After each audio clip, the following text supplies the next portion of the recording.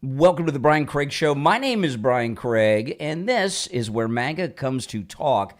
I'm going to cover how J.D. Vance just cleaned Bill Maher's clock on his real-time show over the weekend, and it was a beautiful sight and brings up a lot of very important questions we're going to cover. And for the very first time in all the years that I've seen Bill Maher on the scene, Bill Maher truly had his clock cleaned on his own show. You know, Bill Maher thinks he's the smartest man in whatever room he is in, and he's a quick-witted comedian, so he's got a lot of experience, and he met his match with J.D. Vance, who made him scared. I think that Bill Maher was terrified.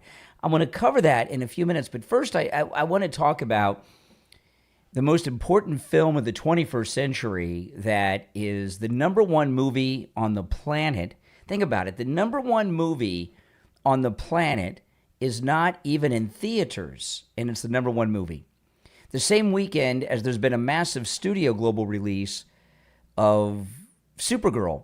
And of course, I'm talking about Citizen Vigilante. Any of you guys watch that? I've seen it twice. I watched it Friday, and then I watched it again early yesterday morning on my television. First time I watched it was on my iPhone, and then I just pulled the link up and mirrored my TV on Sunday morning and watched it on the big screen. And it is, when I say it's the most important movie of the 21st century, that is not hype. That is true. When is the last time everyone on the planet, not just America, not just the country, when's the last time that everyone on the planet has been saying, hey, you've got to see this movie? I haven't heard that. I don't know how long it's been since I've heard that. But this is a movie that not only is the most important movie of the 21st century, it is controversial because the left don't like the message. Because the message is a message of truth that's really going on around the world, whether it's in Europe or the United States. And President Trump's second term saved us from most of this in the United States. But Europe doesn't have a Donald Trump. And this movie is so exciting to me. Now, when I first heard about it, I planned on watching it, but but then I wasn't too sure. And then when I got off the air on Friday morning, I got a text message from a friend of mine, Brad. He goes on our cruises. He's from California, and he's one of our California MAGA people that go on our cruises. Brad, he's a good friend of mine. And he sent me a message. He texted me after the show, and he said, hey, have you seen Citizen Vigilante? And I said, well, I'm going to watch it over the weekend. And then I noticed I started getting DMs and messages from other people. Hey, here's the link. It's free. Have you watched it? You got to watch it. So people had already been watching it. So when I got home Friday after the show, I was up at the radio station, I watched it on my iPhone. I was blown away by every moment of this movie. And I'll tell you, my favorite scene, I don't know what yours is. You can call and let me know, but my favorite scene in Citizen Vigilante is the one with the judge. Even after seeing it twice, the way he handles the judge. I'll talk about it in more detail as the show goes on. But those of you that have seen Citizen Vigilante, I most definitely want to hear from you on the phones. And, of course, the number is toll-free 888-465-2631, 888-465-2631. Now, the left have been and will continue to call Citizen Vigilante racism and everything else. When liberals are losing, which is most of the time, really, quite frankly, isn't it? I mean, they're always losing. But when liberals are losing, they love to call things racist or add some phobe to things as a way to avoid having to discuss the issue or defend their position. But, Citizen Vigilante, according to the director, is based on an actual event that happened, but it's an actual event that's happened more times than we want to know throughout the world. And for those that aren't familiar, although it's the most talked about movie in years and years and years, I can't imagine most everybody that's listening to me is not familiar with what Citizen Vigilante is about, but Army Hammer, who you see on the screen here, Army Hammer is plays an American. He's in Europe, and a group of Muslim boys in their teens that are migrants to Europe sexually assault a 14-year-old girl, and a liberal judge not only gives them a slap on the wrist, he sentences them to therapy. And the judge comes out and says to the press, well, you know, the boys are victims too. Can you imagine? Because we didn't properly teach them our customs, our ways, and properly assimilate them into our society. So they don't know our rules and all that. Well, that's a bunch of nonsense. But that's sadly what happens with liberal judges. We see it in this country time and time again with these cases. And Armie Hammer plays kind of like a Charles Bronson Death Wish kind of character. Some say Batman type character, absolutely, the Dark Knight Batman, and goes out on a mission of bringing justice to those who either escape justice, or the victims, bringing justice to the victims whose victimizers were allowed to roam free. It is a great, great movie, and I hope that all of you who have not seen it get a chance to see it. So I am going to talk about that. The radio show will begin in a couple of minutes, and I'm going to open up talking about Bill Maher and J.D. Vance, and then I'm going to get into some details on Citizen Vigilante. But I must tell you, it has been many years since there's been a movie that was the talk of the country, the talk of the nation, and the talk of the world. Maybe not since Schindler's List. Now, that doesn't mean there haven't been other good movies. There have been some rare exceptions, and there's been some movies that have talked about issues and covered issues. Okay? You know, so I don't want to hear a list of other good movies. But there's only a handful of movies in all of time that cover something that has to be covered, that's not being covered. And Citizen Vigilante is the first movie that the whole world relate to, because it's an issue affecting us all. So, in a long, long time. And I cannot remember the last time that there was a movie that took the whole world by storm. And this one has taken the whole world by storm without even being in theaters and without a big budget PR campaign. Elon Musk took the movie, made a deal with the producers, and posted a link up on X and showed the movie for free. And even with the movie being available for free to so many, it's made tens of millions of dollars on the pay-per-views and everything. So we will cover that. The radio show will begin in 30 seconds. So if you'd like to call in about Citizen Vigilante, you are more than welcome. I'm going to get into more details about it after the show begins. The number's toll-free and pinned in the live chat.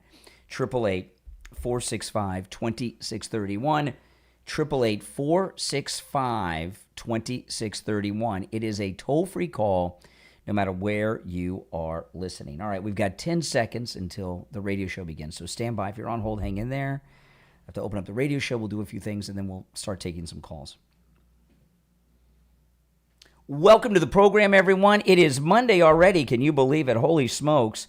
June 29th. My name is Brian Craig. This is where MAGA comes to talk. Florida's longest-running radio show, The Steve Kane Show. We've got a lot to cover today. In the pre-show, and I'm going to get into more details of this in just a bit, I was talking about the most important movie made in the entire 21st century so far, of which we're just over a quarter of the way through it now, being in 2026. And that, of course, is Citizen Vigilante, the movie that the whole world is talking about. I'm going to get into the details of that movie shortly. But first, I want to talk about what happened with J.D. Vance. And that very important things happened with J.D. Vance over the weekend with Bill Maher. Now, J.D. Vance has been on a book tour for his book that's out. And I have the book. I haven't had a chance to read it yet, but my wife ordered the book. We got it in the mail last week after he was on The View. We ordered it, and it came like the next day or the day after the next day. I can't remember. We got it quick. And J.D. Vance not only has been on a book tour, J.D. Vance has been going into what I would consider to be enemy territory. The View, Bill Maher, And Bill Maher and The View, these are the two top-tier liberal hacks, right, that are around there. The View ladies and Bill Maher. And as we've seen J.D. Vance do with the White House press corps, when the few times that he's run the press conference at the White House, he is a charming man who's incredibly brilliant, and he has his biggest haters eating out of the palm of his hand and liking him. In fact, Joy Reid talked about how she liked him. And, you know, when you're looking for a president, there's very important qualities that they must have. The most important after they're elected is to have the ability to hire good, competent people to run the different agencies underneath them. Of course, the second term of President Trump, except for one that he fired, everyone's been perfect. And then he replaced I'm talking about Pam Bondi. He fired Pam Bondi and brought in a perfect person who was the deputy, right? So, I mean, we've got President Trump's ability to hire is spectacular.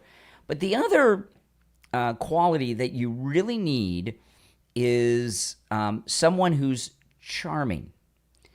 This is a factor that successful presidential candidates need to have, okay? Now,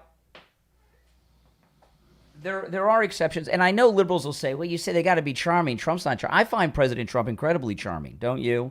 People that are MAGA do. The people that hate him, they just don't get him. But he's charming.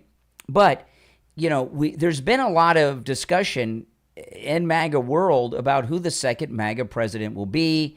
We've got a great bench of people, but the main ones that we talk about are J.D. Vance and Marco Rubio. And I have been a Marco Rubio guy. He's so great. But then I've seen the vice president in a couple of press conferences. He had the Republican MAGA-hating press laughing at his jokes. And then I've seen him on The View and now Bill Maher, and he's won them all over. And charm is so important to a presidential candidate. And Bill Clinton had it. He's a very charming guy. I'm not talking about Bill Clinton now. And even Obama, when he ran the first time, was somewhat charming. He isn't now. He's just a nasty bigot. But when he was running for office, he used his charm skills. Now he doesn't care, right? He's not running anymore.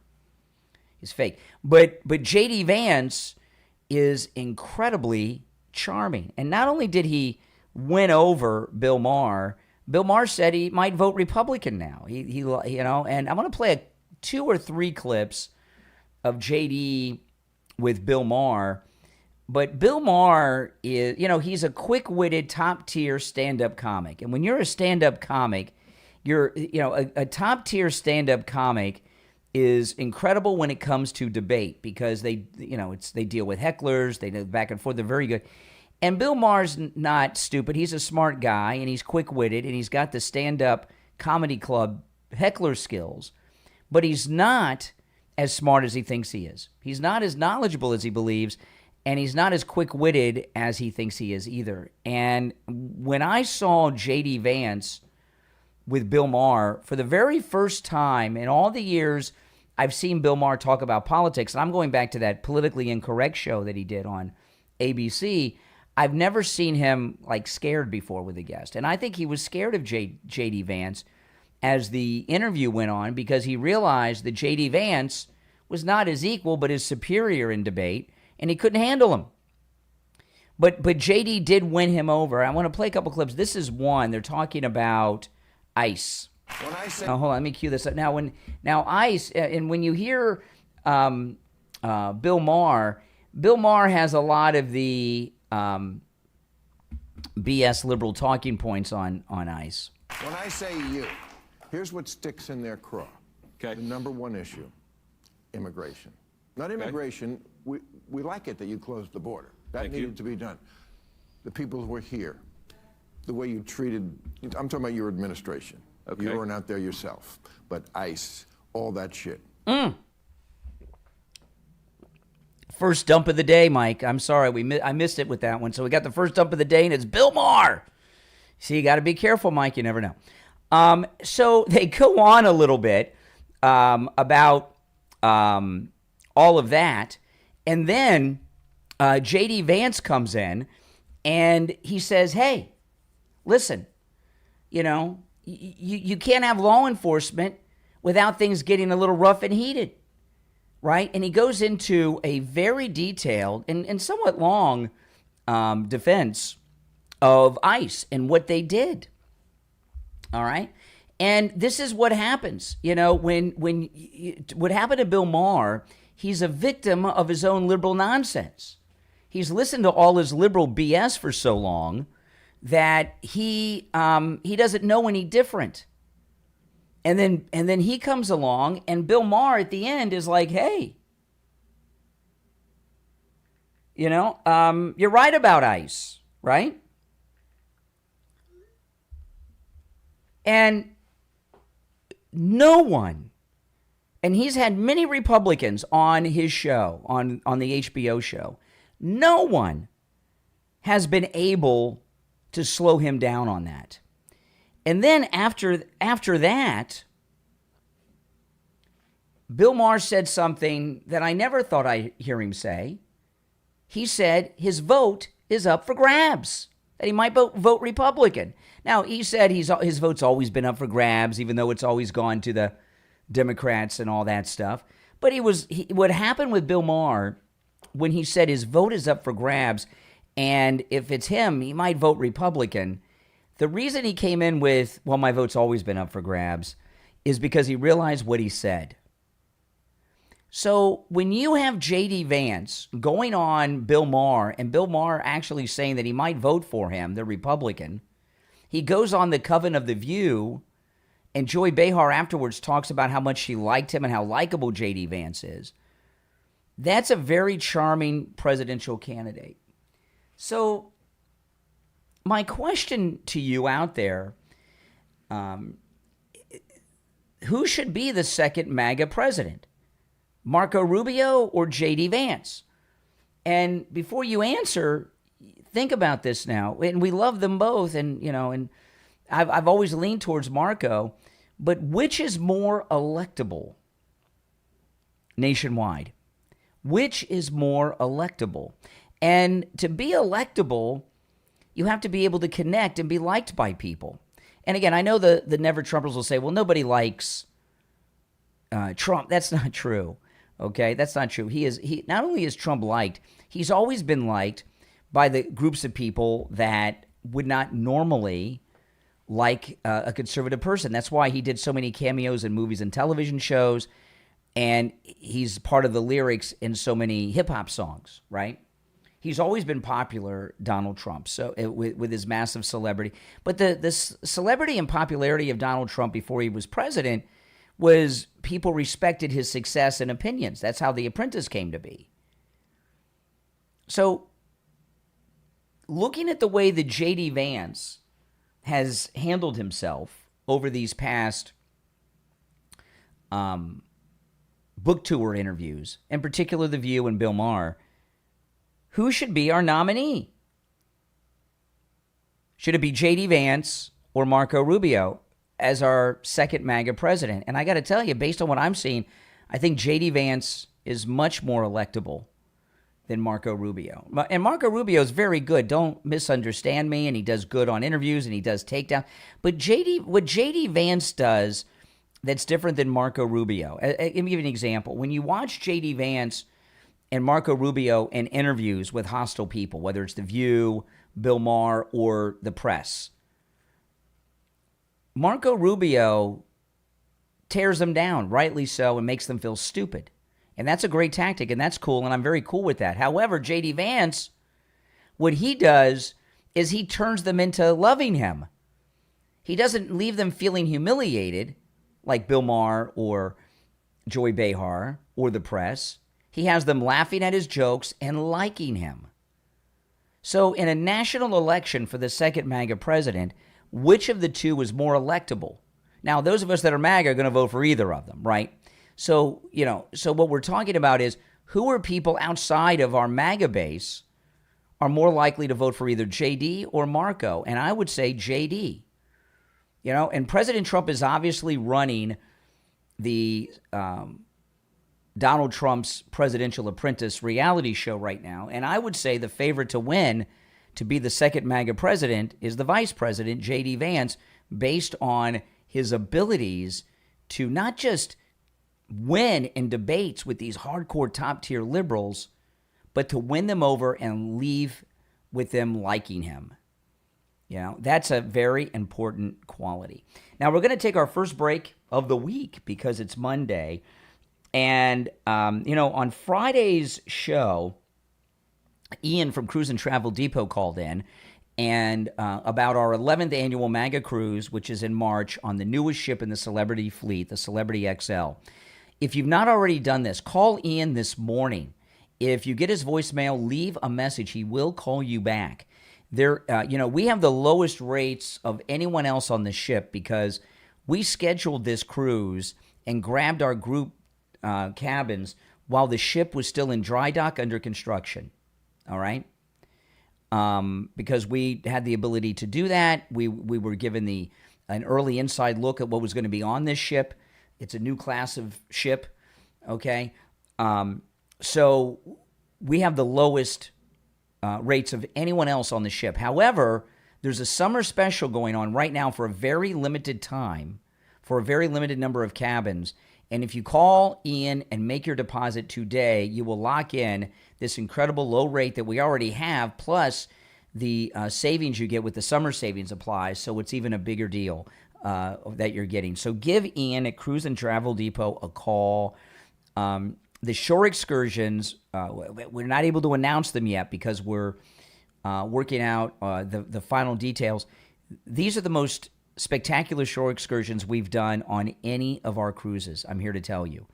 I really am. In fact, when we went over them, there's two in particular. I didn't even know these things existed or were possible. One of the ones that we're doing in the Cayman Islands is available only to foreign dignitaries and executives from the cruise line, like corporate executives. Like if you're the president of a cruise line, you might get to do this excursion. Or, if you're the Secretary of State or something, or from the embassy, you might be able to. And we're doing something in the Caymans that no one on any cruise has ever done. And our other excursions, too. One of them was something I didn't even knew was possible. And I can't wait to tell you about them, all three of them. So call Ian this morning. Again, this is our 11th annual MAGA cruise. We're going to have a great time again. And every year our cruise family grows and grows. Give Ian at Cruise and Travel Depot a call. Again, if you get his voicemail, leave a message. He will call you back. 561-244-5779. 561-244-5779. We'll be right back.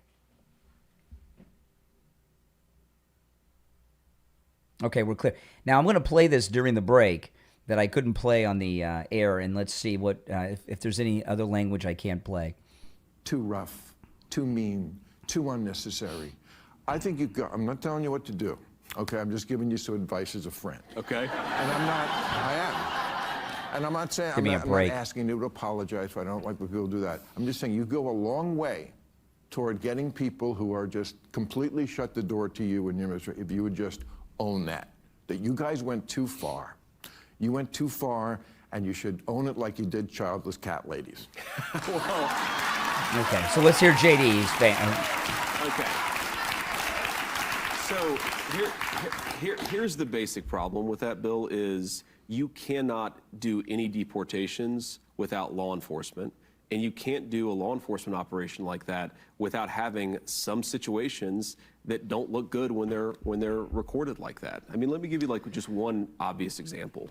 Let's just set aside the immigration element of this, okay? If you take a guy who's committed murder and you go in and arrest that guy, sometimes that person's going to resist arrest. Mm-hmm. Sometimes if you take a video of it and it's out of context and you don't appreciate why... A great answer he's given, isn't it? ...that person is being arrested in the first place, it looks pretty icky if you take that out of context video clip. And what I worry about is when people say you can't ever do immigration enforcement if it produces a bad video clip, what they're really saying is you can't ever actually do immigration enforcement. We had 12 million people come into the country, into the interior Bill Maher doesn't over know the what to last say. 4 years, or I should say from 2021 to 2025. And we were elected with a mandate to get some of those people out of the United States of America. You can't do that easily. Law enforcement deporting people is never an easy process. So I appreciate your argument that we've gone too far, but we couldn't do nothing. And I don't think there was an easy way to do this. Of course. Wow, of course he says. Of course he says. Okay, so I'll take a call or two and get back, but I'm going to definitely play that on the radio. You would just... Okay. So, and then the other clip, let me double check and make sure the other clip is cool. Hold on. Let's see. Okay, this is him talking about his vote being up for grabs. Let me just check the language before I play this one. Like, if this is where the Democratic Party is going, where this democratic socialist, this obsession with Israel, with the Jew hating, with they don't believe in capitalism, no prisons, if this is where they're going, my vote is in play. Okay. And I like to hear that. It actually always has been. every year, I don't make my decision by who has an R or a D. I actually always came to the conclusion that the Democrat was probably better. Sure. And voted for them. Okay. And Trump can't run again, and he'd be a little too exciting for me anyway. So it's either going to be you or Rubio. Okay, so that's good. Okay, so we got it queued up what I can air. Okay, let's go. We're coming back.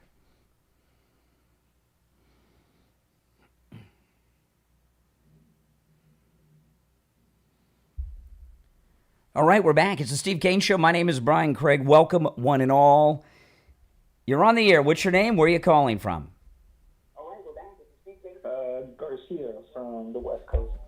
Garcia from the West Coast of what? Like, the West Coast of Australia? What, the West Coast of Africa? Yeah, I'm in California, dog. California.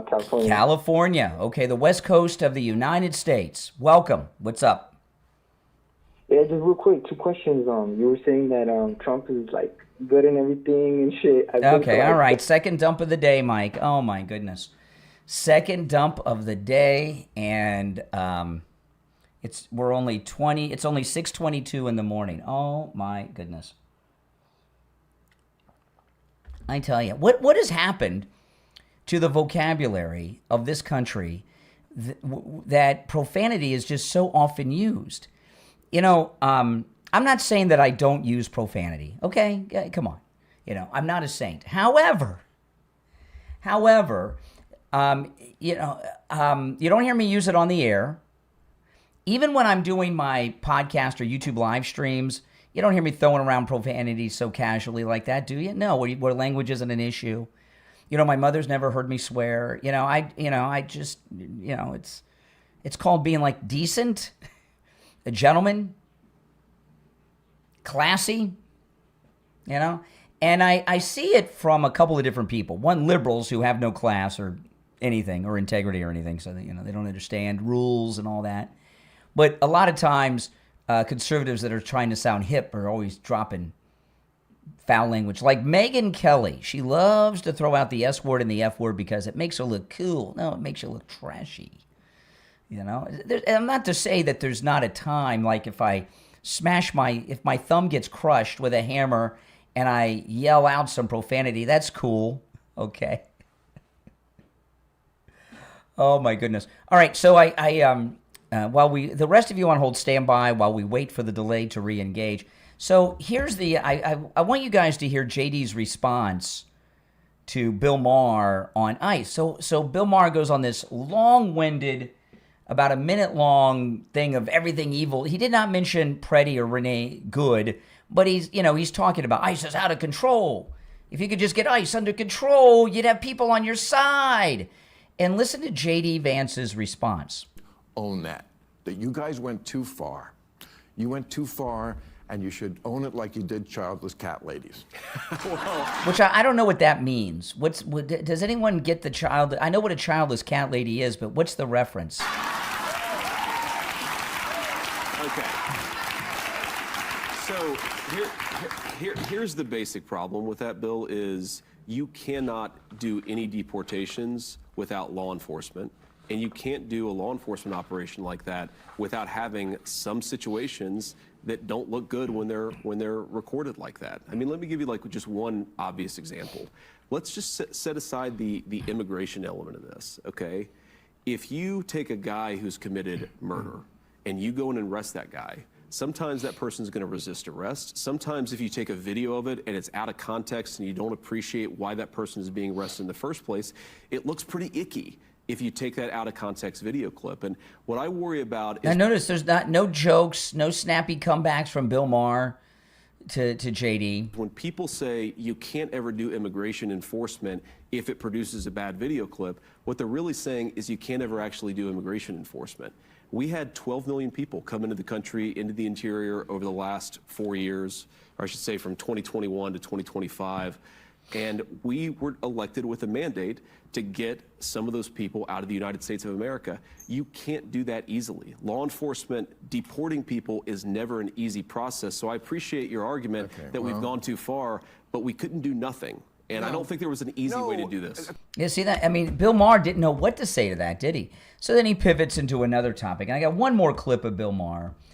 And then after the bottom of the hour, I'm going to move into some other things. But this is, and if you're on hold, hang in there. This is Bill Maher talking about his vote.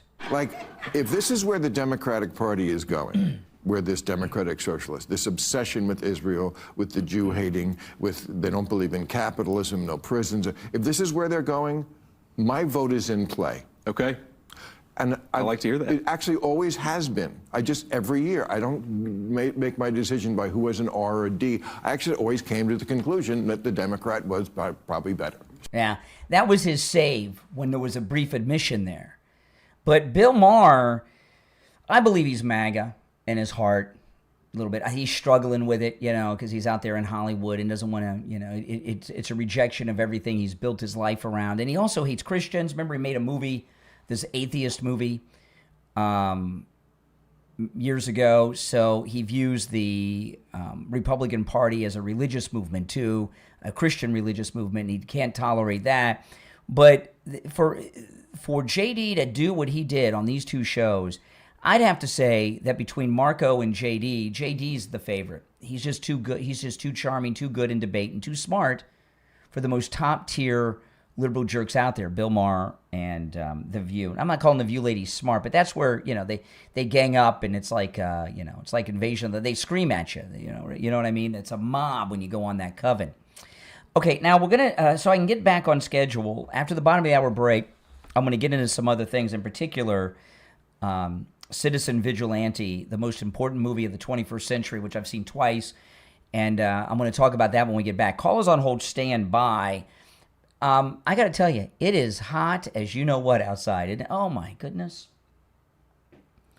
The weather that we've been having this summer, it is so hot. Air conditioning is life. Now, if you have an air conditioning that's blowing hot air, that's not cooling your house, or a big part of your house, or maybe you have one of those rooms where it's hot all day, you want to call Sloman's Central Air Conditioning. Listen to this. It's never been more affordable and easier and a better time to upgrade your AC system than now with Sloman's Central Air Conditioning. Listen to this. With Sloman's, you can get a high-efficiency 5-ton 18-SEER system that uses R454B refrigerant for just $59.99 with zero down, zero payments, and zero interest for 18 months. That's right. And every system comes with a 5-year bumper-to-bumper service plan, which includes annual system maintenance, filter replacements, and refrigerant. So there's no annual maintenance cost with your new unit. You'll also receive the Sloman Shield home security system installed with 5 years of professional central station monitoring that's included with your AC package. Unbelievable deal. Give them a call right now, 561-217-COOL. 561-217-COOL. 561-217-COOL. That's 561-217-COOL. All right, my name is Brian. It's the Steve Kane Show. We'll be back with your calls and more right after this.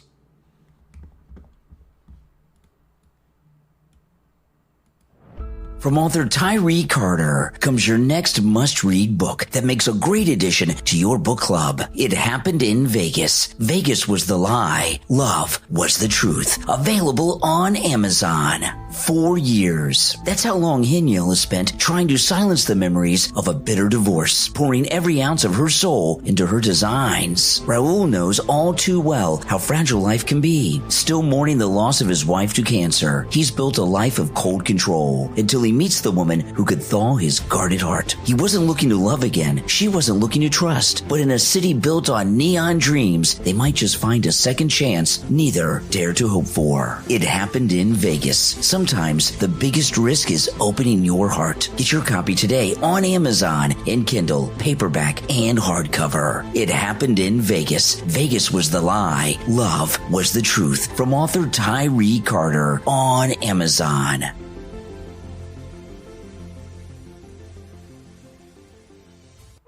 Are you looking for artwork that's anything but ordinary? Then check out In Pretty World on Etsy. In Pretty World on Etsy was created by a professional graphic designer with more than 20 years of experience with a background in fine arts. In Pretty World on Etsy blends the timeless beauty of classic painting and sculpture with today's cutting-edge digital artistry. You'll find everything you're looking for, too, from breathtaking fantasy worlds to striking Gothic-inspired designs. Every piece is carefully crafted to transform your home into a space that's as unique as you are. These aren't ordinary prints either. They're conversation pieces designed with an artist's eye for color, composition, and detail. Using traditional artistic principles alongside thoughtfully applied modern AI tools, In Pretty World on Etsy creates stunning canvas art that brings imagination to life. Whether you're decorating your living room, your office, bedroom, or searching for a one-of-a-kind gift, you'll find artwork that adds personality, beauty, and inspiration. Visit inprettyworld.etsy.com. View the inventory and you'll discover art that turns everyday walls into extraordinary works of imagination. inprettyworld.etsy.com, where classic artistry meets modern creativity. inprettyworld.etsy.com.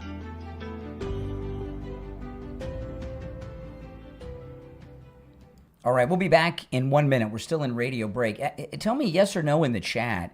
Have you seen Citizen Vigilante? Have you seen Citizen Vigilante? Yes or no in the chat, because I'm going to get into that when we get back here, because I'm just so, blown away by this movie. Beyond, it's just crazy how much I've been moved by the movie. Okay, we will be back in 30 seconds, guys. No profanity is allowed, okay? We're on the radio, okay? So no profanity is allowed. That's Army Hammer there. All right, stand by. 15 seconds. Yep, the number is toll-free and pinned in the live chat. Maybe I got to tell people no profanity at the beginning of the call. I don't know.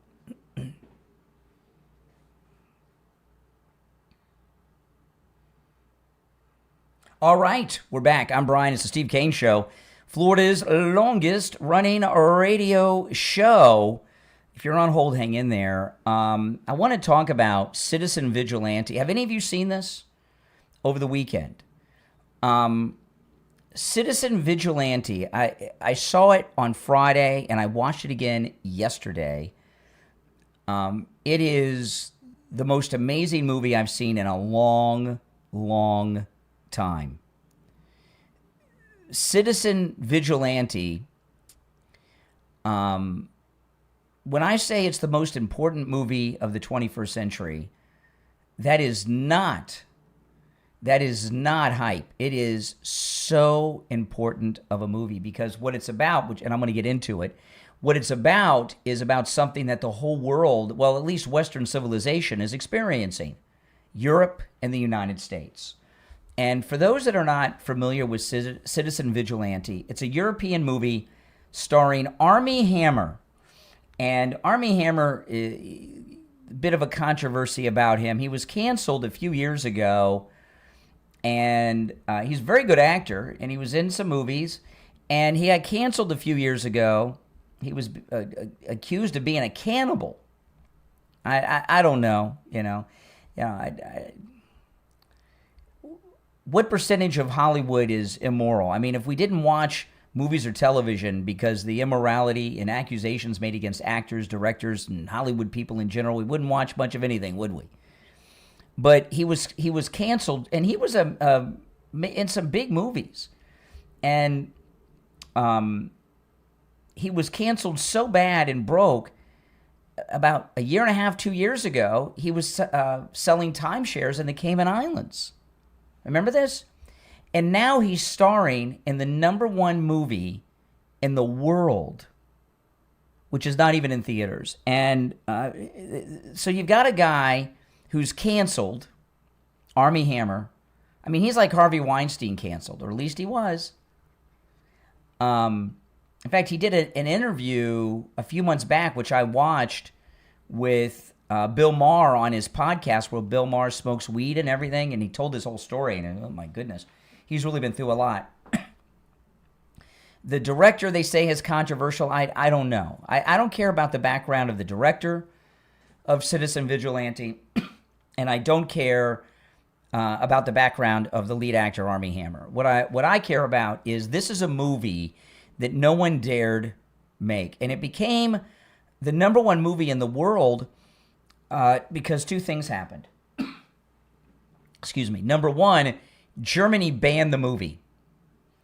Now, Germany, they used to ban books, now they're banning movies. And after Germany banned the movie because of the subject matter, which I'll get into in a moment, for those of you that don't know, Elon Musk made a deal with the director and producers to post the movie on his X for free, for people to watch for free. And both times I watched it Friday and then Sunday, were both for free. I don't know if it's still free on X. It was last time I checked, which was right before I went on the air today. But even with it being free for millions upon millions of people globally for the entire weekend, and was still free right around 5:30 this morning, last time I checked, it's still the #1 earning film in the world this weekend, even with the mass global release of the woke Supergirl. So you got a guy who's canceled, hardcore Harvey Weinstein canceled, Armie Hammer, who's the star, that's crazy. A controversial director. It's been banned. It's not in theaters. It is available to download on Apple TV and Amazon. It was #1 on Amazon Prime over the weekend. The last box office, box office isn't appropriate because it's not in theaters, but the last that I heard that it made was on Saturday, and on Saturday it had made $67 million, and I haven't seen any official updates on how much it's earned since then. Think about that. And it only cost $5 million to make. And Citizen Vigilante, it's based on a true story that happened in Europe, but it's a story that's been happening all over the Western world, in the United States, in Europe, Australia, all over the Western world. And it's based on a true incident. And what happens in the movie, a group of Muslim migrants in Europe, teenage boys, a group of teenage Muslim migrants in Europe brutally rape a 14-year-old girl, and a liberal woke judge lets them go with a suspended sentence, requiring them to go through therapy. Now, there's other crimes in the movie committed by migrants. There's a violent crime right in the very beginning, okay, that is committed by another crime that's committed. It's pretty brutal. But the whole movie is about the migrant crime, which we've experienced here in this country, that President Trump's been clamping down on in his second term, the Lincoln Riley and Nungary and all that, right? And Armie Hammer plays, the best way I would describe him would be a Charles Bronson, Death Wish, Dark Knight, Batman type vigilante who is an American in Europe, who's tired of the migrant crime and the woke judges letting them go. And he travels around dealing his own brand of justice, which is with his gun. And the movie is brilliant. That's why I watched it twice. The reason I watched it twice is the first time I watched it on my iPhone on X, and then yesterday I pulled it up on my phone, on my computer on X, and then I mirrored it on my living room TV so I could watch it on the big screen, and I watched it again. Now, I would caution you, this movie, if it were in theaters, it might not get an R rating, but do they still have an NC-17 rating? It is incredibly violent, incredibly graphic, and there's one, and it's the only criticism of the movie, is one bizarre sex scene in the movie with Armie Hammer. But, perfect, one of the most perfect movies ever made is Pulp Fiction, right? Most people agree. Pulp Fiction is as close to a perfect movie as you could ever see. But the whole scene with Bruce Willis with his French girlfriend, that could have been cut, couldn't it? But it's still a perfect movie except for that. So, even a movie that's perfect can have one bad scene. And it is a weird scene, and it's incredibly sexually graphic. And then he does something very bizarre at the end with the mold. But but the movie is, the reason I say it's the most important movie of the 21st century is because it has started a global dialogue about something that we see everywhere in the Western world. In this country, it's through our southern border. In Europe, it's from Africa, right? We have migrants that are committing all kinds of crime. I was watching this more. There's a lot of controversy over the temporary protective status being lifted on the Haitians and Syrians. And of course, the liberals are defending this, keeping them here.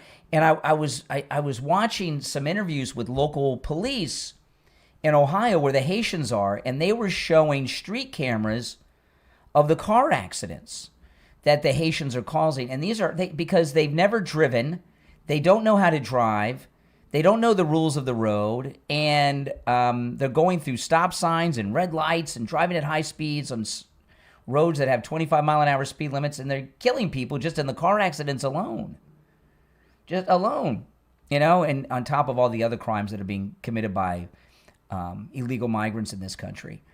And it's something that we know about. We talk about it in our circles, but it's still kind of on the back burner throughout most of the world.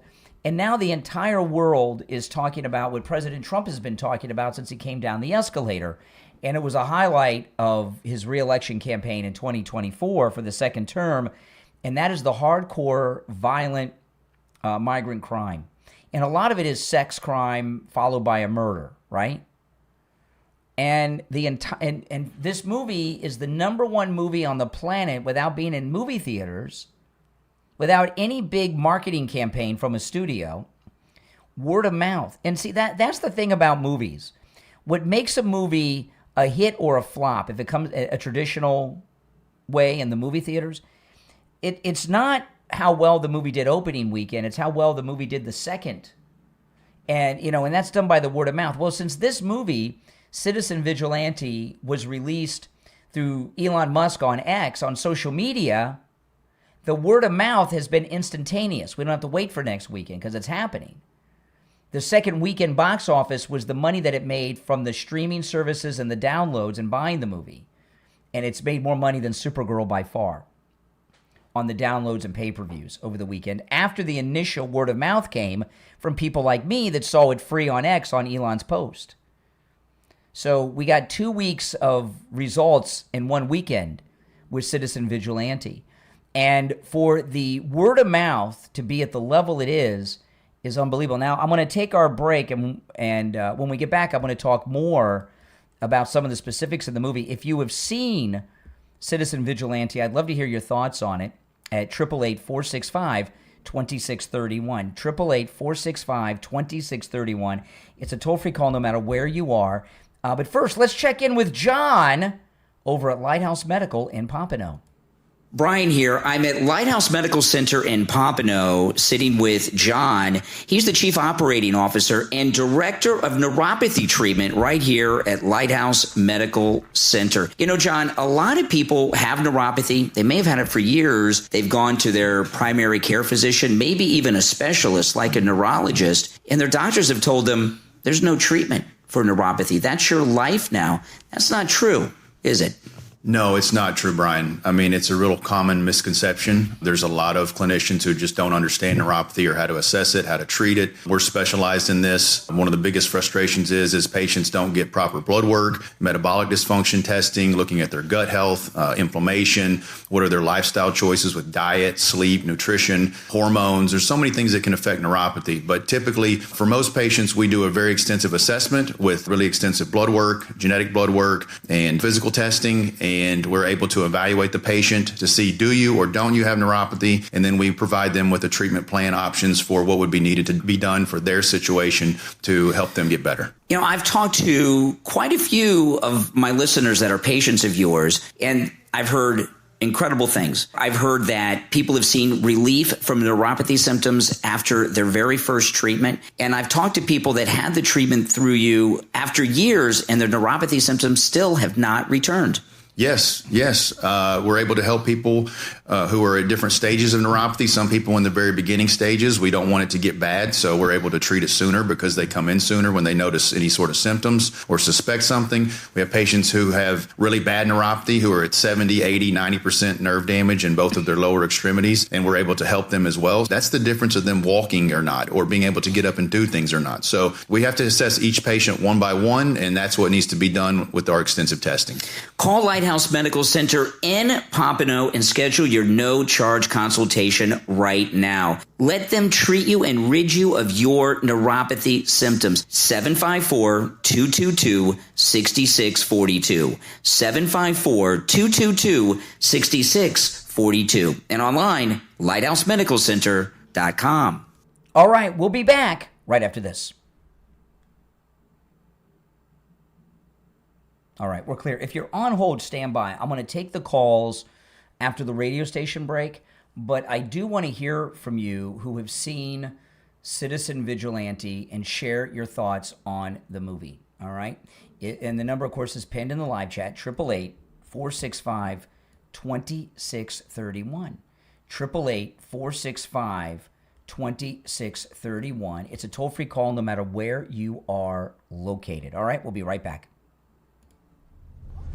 What if the place you called home wasn't a home at all? From author James Kramer comes a powerful true story of survival, resilience, faith, and hope. The Boy in the Barn, available on Amazon. Growing up in the 1960s, James lived through circumstances no child should ever have to face. Behind the appearance of a normal family was a hidden reality, one of hardship, isolation, and painful secrets that few people ever saw. The Boy in the Barn is a story about the strength of the human spirit, a story about finding light in the darkest places, about perseverance, healing, and the life-changing power of faith and forgiveness. Through every challenge, James found reasons to keep moving forward, guided by God's grace and the kindness of people who became bright lights along his journey. Honest, inspiring, and deeply moving, The Boy in the Barn is a memoir that will stay with you. Discover the remarkable true story of one man's journey from darkness toward hope in The Boy in the Barn from author James Kramer, available on Amazon and Kindle and paperback.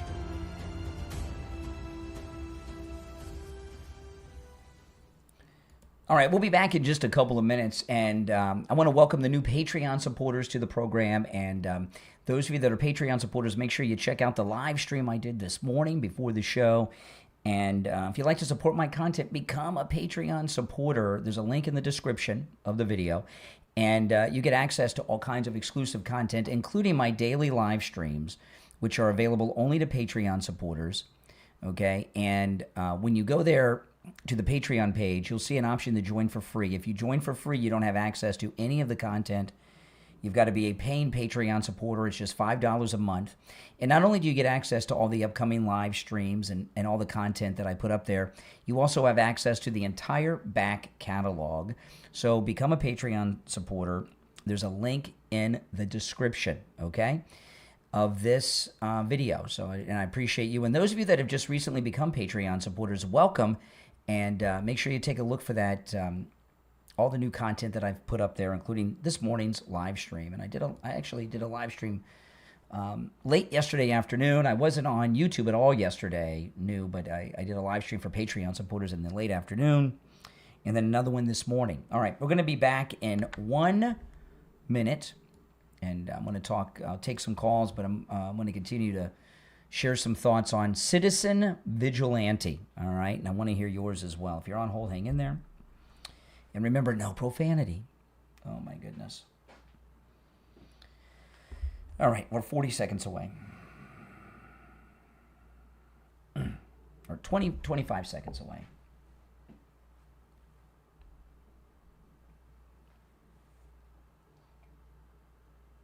Mm-hmm.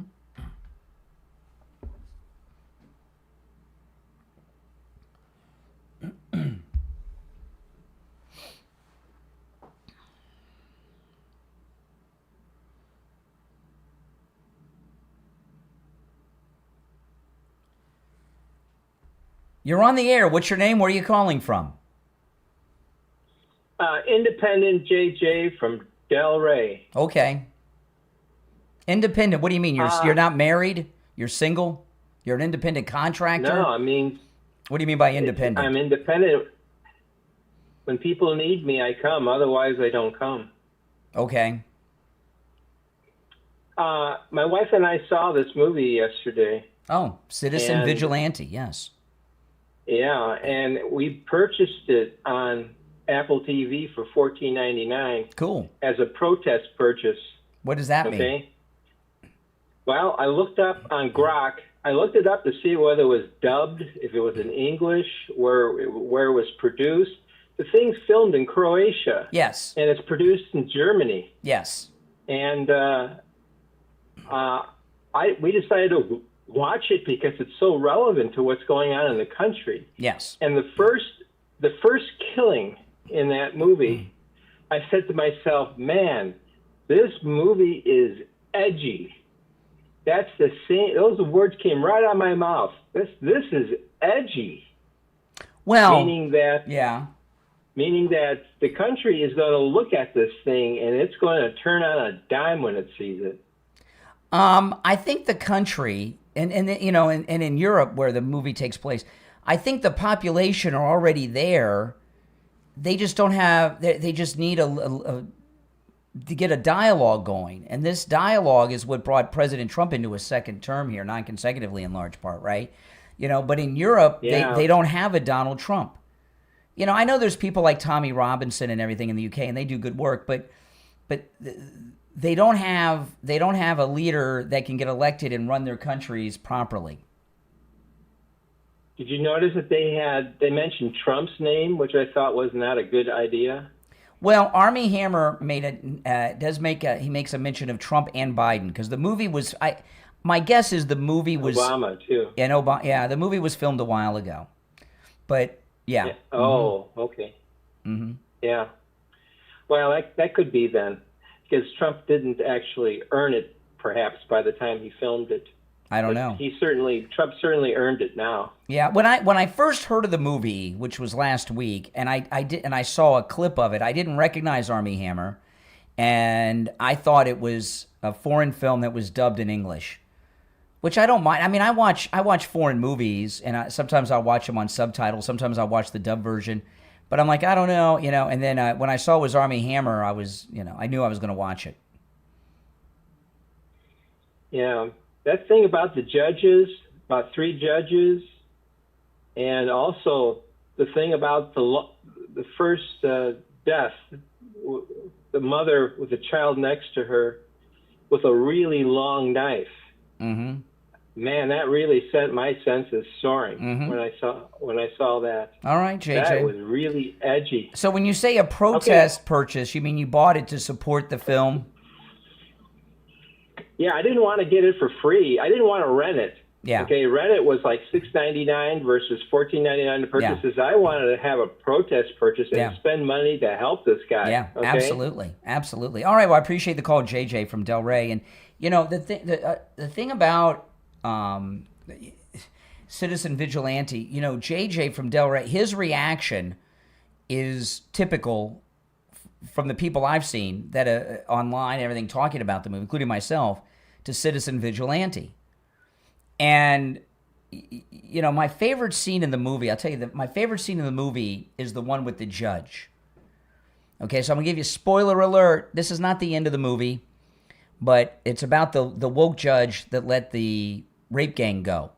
So again, there's several major crimes throughout the movie that are done by the migrants, okay, of Europe. But the main one is a 14-year-old girl, European girl, is gang raped by a group of teenage Muslim migrants. And a woke judge lets them go on a suspended sentence and requires them to go to therapy. I'm not kidding. And Armie Hammer's Charles Bronson character goes and kidnaps the judge from his house. And the next time you see him, he's in the car with the judge, and he injected the judge with heroin. And the judge is kind of just flopping there. He can't really do much because he's stoned on heroin.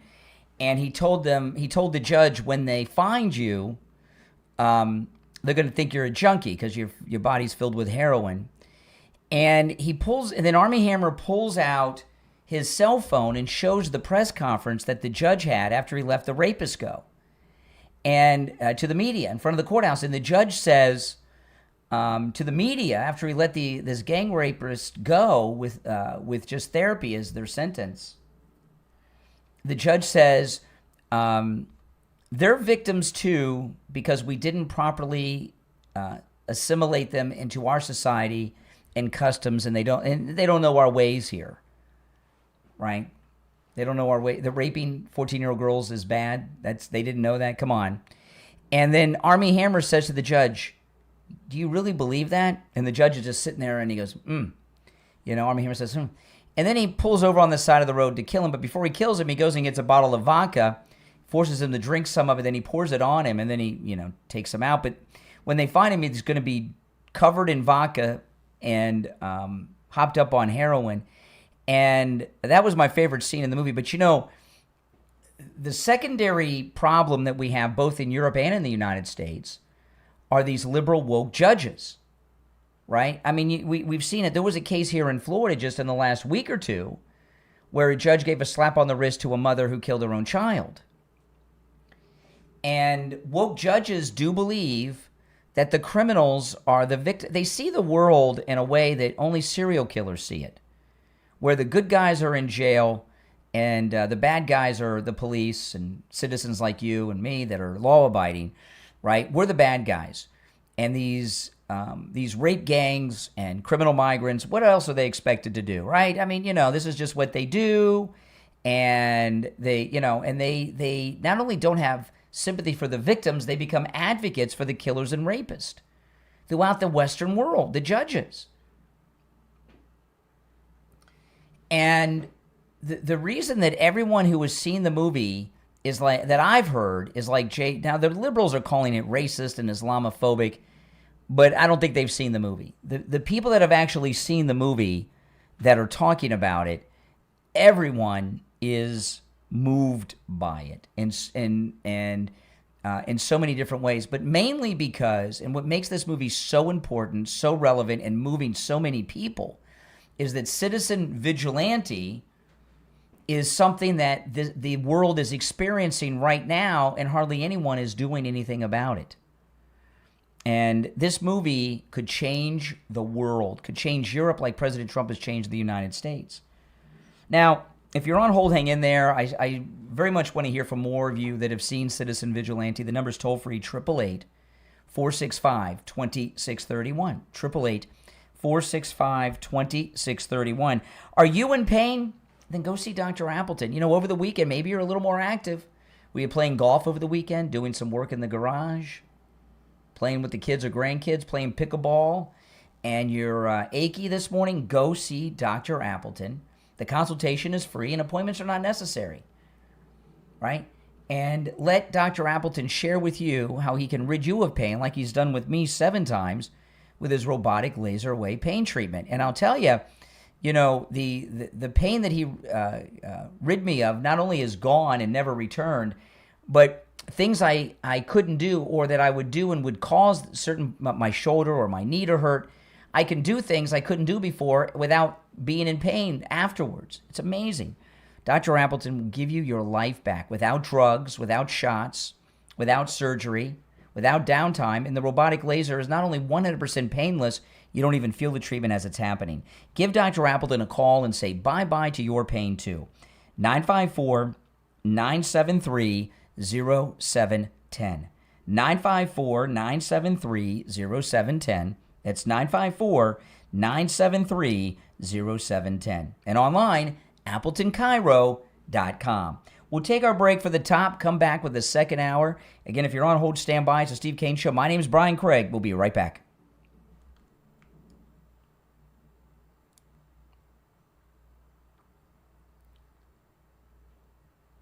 All right, if you're on hold, hang in there, guys. I'll take some more calls when we get back, and there's a lot more to cover, too. Don't go anywhere.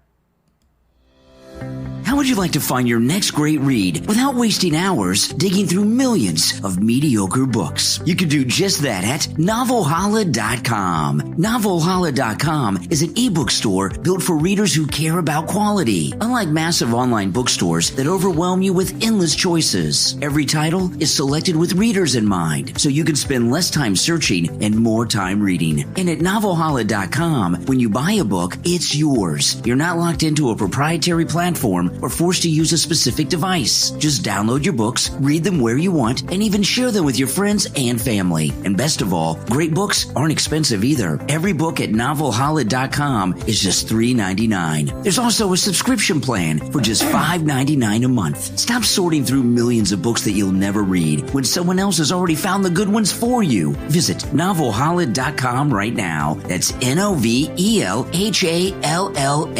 NovelHolla.com. A curated library of books you'll actually enjoy. NovelHolla.com. Are you tired of wearing the same copycat fast fashion designs that everyone else is wearing? It's time to stand out, and you can do just that with PrimeHarvest.shop. At PrimeHarvest.shop, you'll discover a carefully curated collection of bold streetwear, eye-catching graphic apparel, and stylish summer accessories, all designed for people who aren't afraid to make a statement. At PrimeHarvest.shop, they don't follow trends, they create their own. And every piece is chosen to help you express your individuality and wear your confidence wherever you go. Stop blending in and start standing out. Visit PrimeHarvest.shop right now. Share the link on all your socials so your friends can shop there too. PrimeHarvest.shop. As parents, we all want our children to know Jesus, trust Him, and build a strong foundation of faith. But sometimes, knowing where to start can feel overwhelming. That's why author William Saunders Sr. created a Bible-centered collection of engaging Christian books designed to help children learn about God in a simple, meaningful, and encouraging way with Growing with Jesus Kids Series, 4-book series available on Amazon. Start with Who is Jesus?, where children discover who Jesus is, why He came, and how much He loves them. Then, Book 2, Foundations of Faith, helping young believers understand the core truths of Christianity and build confidence in God's Word. And explore Miracles of Jesus, where children experience the amazing works of Christ while learning important lessons about faith, compassion, and God's power. And finally, Book 4, Fruits of the Spirit, helps children understand how the Holy Spirit grows love, joy, peace, patience, kindness, goodness, faithfulness, gentleness, and self-control in their lives. Each book includes scripture-based lessons, reflection questions, memory verses, activities, and practical applications that help children connect biblical truth to their everyday life. Growing with Jesus Kids Series is perfect for family devotions, homeschooling lessons, Sunday school classes, Christian schools, and church ministries. If you're searching for a trusted resource to help your children grow closer to Jesus and develop a lifelong faith, order your copies of the Growing with Jesus Kids Series, 4-book series from author William Saunders Sr. on Amazon. All right, we got about 45 seconds and we'll be back. If you're on hold, look at that, Citizen Vigilante. Number 1, top purchases in the U.S., Citizen Vigilante. Purchases. That's amazing. All right, if you're on hold, stand by. We're going to go to the calls when we're back, which is in about 30 seconds. So callers, stand by. Okay.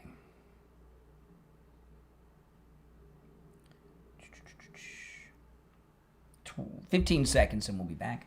The number is pinned in the live chat if you want to call in, 888-465-2631. 2631.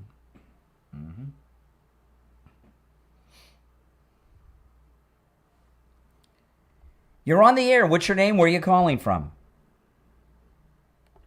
Yeah, I'm James from Washington State. Oh, all right, James. Get ready, here we go. Yes, you called me. What's on your mind, James? Hey, yeah, what's on my mind is... By the way, can before we you get talk started, no profanity. Yeah, that's fine. Okay. Can we talk about the national debt? Why would we talk about that? Because it's disastrous. Really? I mean, why would some guy like you, who probably lives with mommy and daddy, care about the national debt? What about the debt you're bringing upon your family? With my mom and dad. I'm a pilot. Really? What do you fly? I'm concerned about the national You're debt. a pilot? What do you fly? I fly Airbuses most of the time. What kind of Airbus? Airbus 320. Really? That's amazing. That's amazing. How'd you get a job like that? I went into an incredible amount of debt and I paid it off. So today you're going to fly an Airbus somewhere? From where to where? No, not today. No, Tomorrow? I'm off today. So no, I'm not flying. When are you flying next? There's limits to how often I can fly. I didn't ask you about the limits on flying. When are you flying next? I'm asking you about the national debt. Well, you think I'm here to take your questions?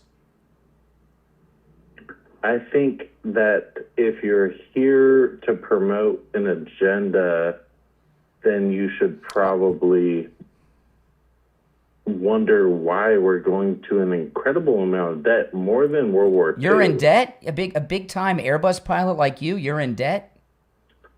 Oh no, I'm not in debt right now. You're not in debt I'm right out of now? debt. Yeah, so when are you flying next?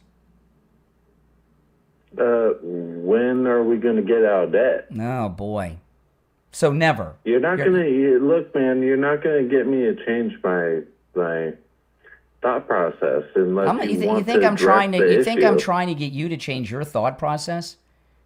You're a thoughtless. I'm trying You're to a get thoughtless you fool. To You're a thoughtless understand the fool. actual problem here. We have debt. You know what the problem? Yeah, I'll tell you what the problem we have. There's a lot of problems Republicans used to be about confronting there's debt. a lot of Are problems you not about confronting debt? There's a lot of problems we have, okay, in this country. And one of the biggest are people like you. Oh, people who want to address debt? No, losers like you who pretend to have a life and career that they don't have, that here we are with the most incredible president of anyone's lifetime that's alive today, Donald Trump. I didn't come here to diss Trump. I don't care why you came here. Oh, there we go. There we go. All right. I've lost track, Mike. Is that the fourth dump of the day? I've lost track. I don't know if he flies planes, but he seems pretty high to me. Oh, my goodness. If you're on hold, stand by while we wait for the delay to re-engage. Oh, my goodness.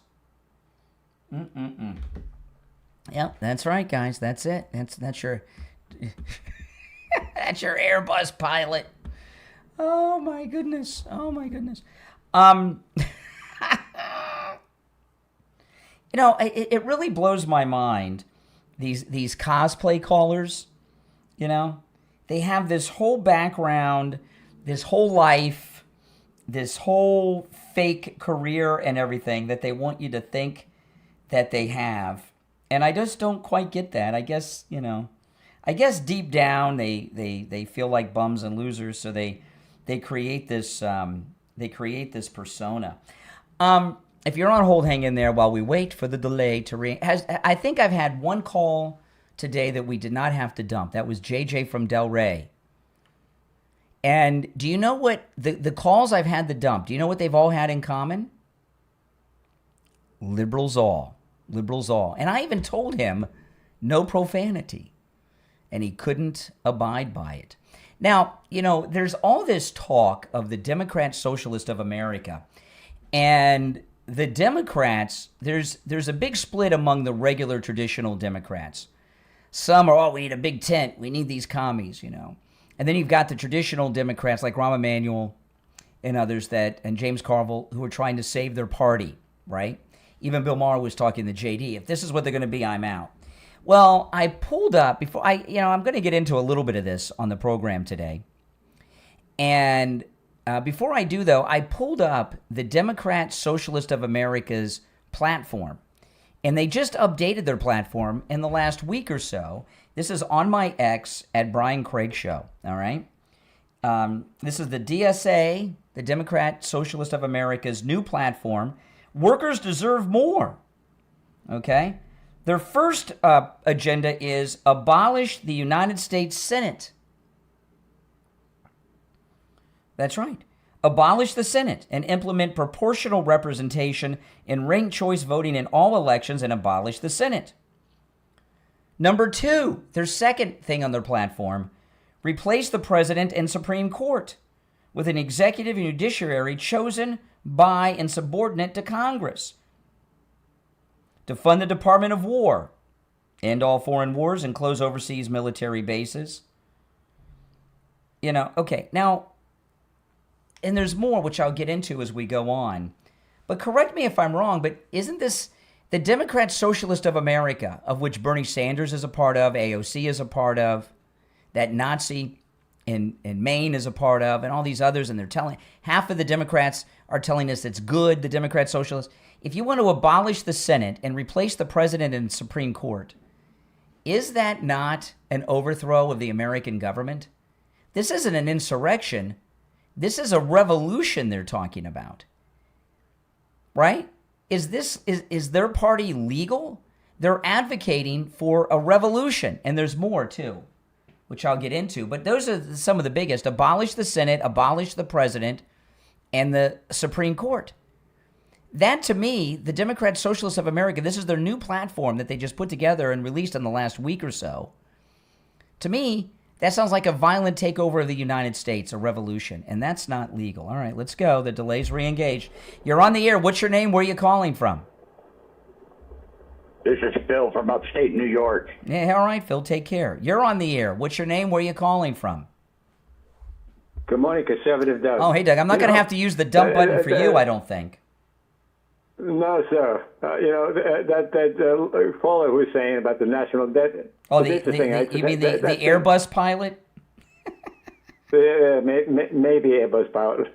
Anyway, that seems to be the new one of the talking points they like to bring out. Oh, national debt. So I was just talking about that on Saturday to somebody, and I was saying, well, you know, the national debt will soon be probably paid down as President Trump promised, because there's $15 trillion. We're not talking about the national debt. You know what the national debt is as a discussion? How do you think I would classify it, a discussion of the national debt?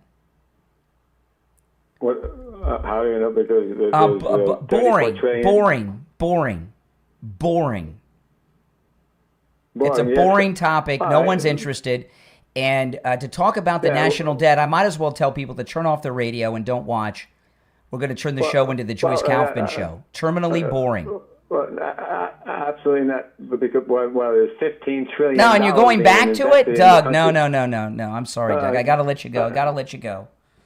Oh, my goodness. He's going back to it. I just told him it's the boring terminal turns audience away. And he goes back to it. Oh, my goodness. I tell you, Monday, what a day Monday can be, huh? What a day Monday can be. All right, we've had a lot of calls so far today. After the break, I'll go back to the phones, but let's hope we can elevate the quality of the calls after the break, okay?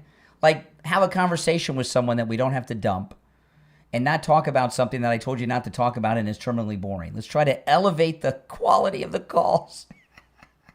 This is one of those days where if you ever had doubt that the calls are not screenless, now you know for sure, right? I mean, who would put these calls on the air? You would, to put the calls I've had in the last hour and 14 minutes, you would only put on the air if you were trying to sabotage the show, right? So you can tell the calls are screenless and completely unvetted, no doubt about it. All right, the number's 888-465-2736. 888-465-2631. 888-465-2631. I want to talk about Life Imaging FLA. Let me tell you, I hear stories from listeners almost every day who tell me about an experience where they found out because of Life Imaging FLA of health issues they have. I got together with some friends over the weekend, and they went over to Life Imaging FLA for the scans and found out that they have some pretty serious issues that they had no idea about. None. You know, Life Imaging FLA is all about preventative health, and they're saving lives every day. And when I hear from people in the audience and they tell me that I had the cancer screening and I found out I've got a tumor, a cancer. I had the heart scan and found out that I've got blockage in every artery. These are lives that have been saved in this listening audience. You know, when I talk about Life Imaging FLA, this is a public service announcement. You know, they have locations in Palm Beach, Broward, Dade, and Orlando. Call Life Imaging FLA for your free heart scan now with a few minimum requirements valued at $699. From your cell, call pound 250 and say free heart scan. You'll be connected in seconds. That's pound 250. Just say free heart scan and you'll be connected in seconds. All right, we'll take our first break of the second hour. It's the Steve Kane Show. My name is Brian Craig. Our number is toll free 888-465-2631. 888-465-2631. We'll be back right after this. All right, we're clear. Let me take a call or two during the break. Let's see here. Yeah, you're on the air. Yes. How's it going? Oh, debt man. No, we're not talking about debt on the program. We don't want to talk about that? No, that's boring. That's a boring topic. Like you claim to be a pilot. You claim to be a pilot. I'm not. Would you let me fly your A320? Yeah. Yeah. Would you let me fly your imaginary A320 Airbus with no experience in flying? Absolutely not. Okay. Why? Why would you not allow me to fly your imaginary Airbus? Because that's dangerous to other people. It's not imaginary, but it is dangerous. And to be more specific, because I'm not a pilot. I don't know anything about aviation. And it would be disastrous. Yeah, well, I'm an expert when it comes to hosting a talk show. All right? And you're not. So, like, I would defer to a pilot. You've got to defer to me. And talking about the national debt is terminally boring. It's a bummer. No, it's not a bummer. It's one of those things that people, if you would talk about it, if you wanted to put the audience to sleep. Now, maybe you want to put my audience to sleep because you don't like my politics. I won't put your audience to sleep. Mm-hmm. All right. I hope you're more awake than this when you're flying your imaginary airplane. And by the way, flying an Airbus on a video game, that does not mean you're a real pilot. Oh my goodness. I tell you guys, it's just the rest of you on hold, hang in there.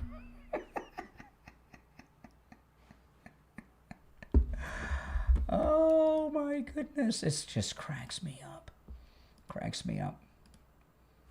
Okay.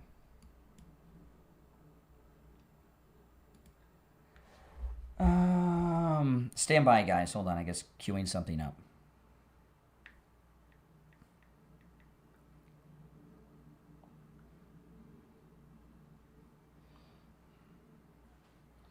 Okay. Hang in there. If you're on hold, stand by.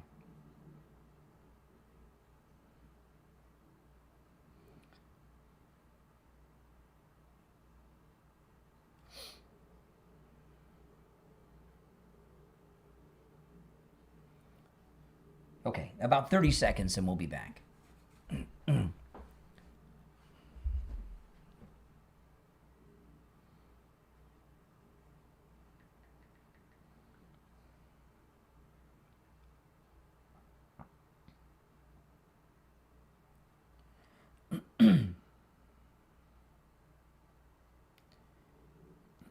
10 seconds.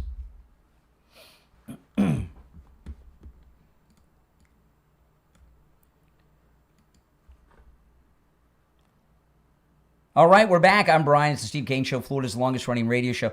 Okay, I want to play this. This is Senator Ossoff, and he's with Manu, I can't pronounce his last name, over at CNN.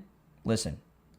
What about the Democratic Party? We've seen this shift to the left that has happened, whether it's in the New York Democratic primaries, the Maine Democratic primaries, and the left. Collins is very much trying to tie you to the leftward shift in your party. Are you personally concerned at all about what we're seeing and the rise in the left this election cycle? Here's what I think we're seeing across the country, and it's happening in both political parties.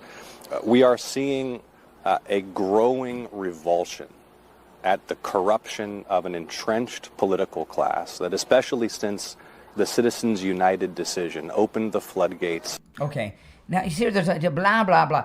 You notice all this discussion from Democrats about the Democrat Socialist of America. They don't tell you that the first thing they want to do is abolish the Senate, right? Then abolish the presidency and the Supreme Court. And also, if he's running for Senate, right? You know, what they're doing is mainstream, at least attempting to mainstream Democrat socialism. And most Democrats are just stupid. You know, all they care about is winning, right? And being in power. And they don't look beyond more than this election. So they're telling themselves, well, you know, there's this active group of Democrat socialists. They'll get us in this time. We'll win some seats. So let's support that. This is insane. And, you know, I saw this happen. I don't know how many years it's been, but it's been a number of years. But here in Broward County, they did this a few years ago. The Broward County Democrat Party started embracing Muslims.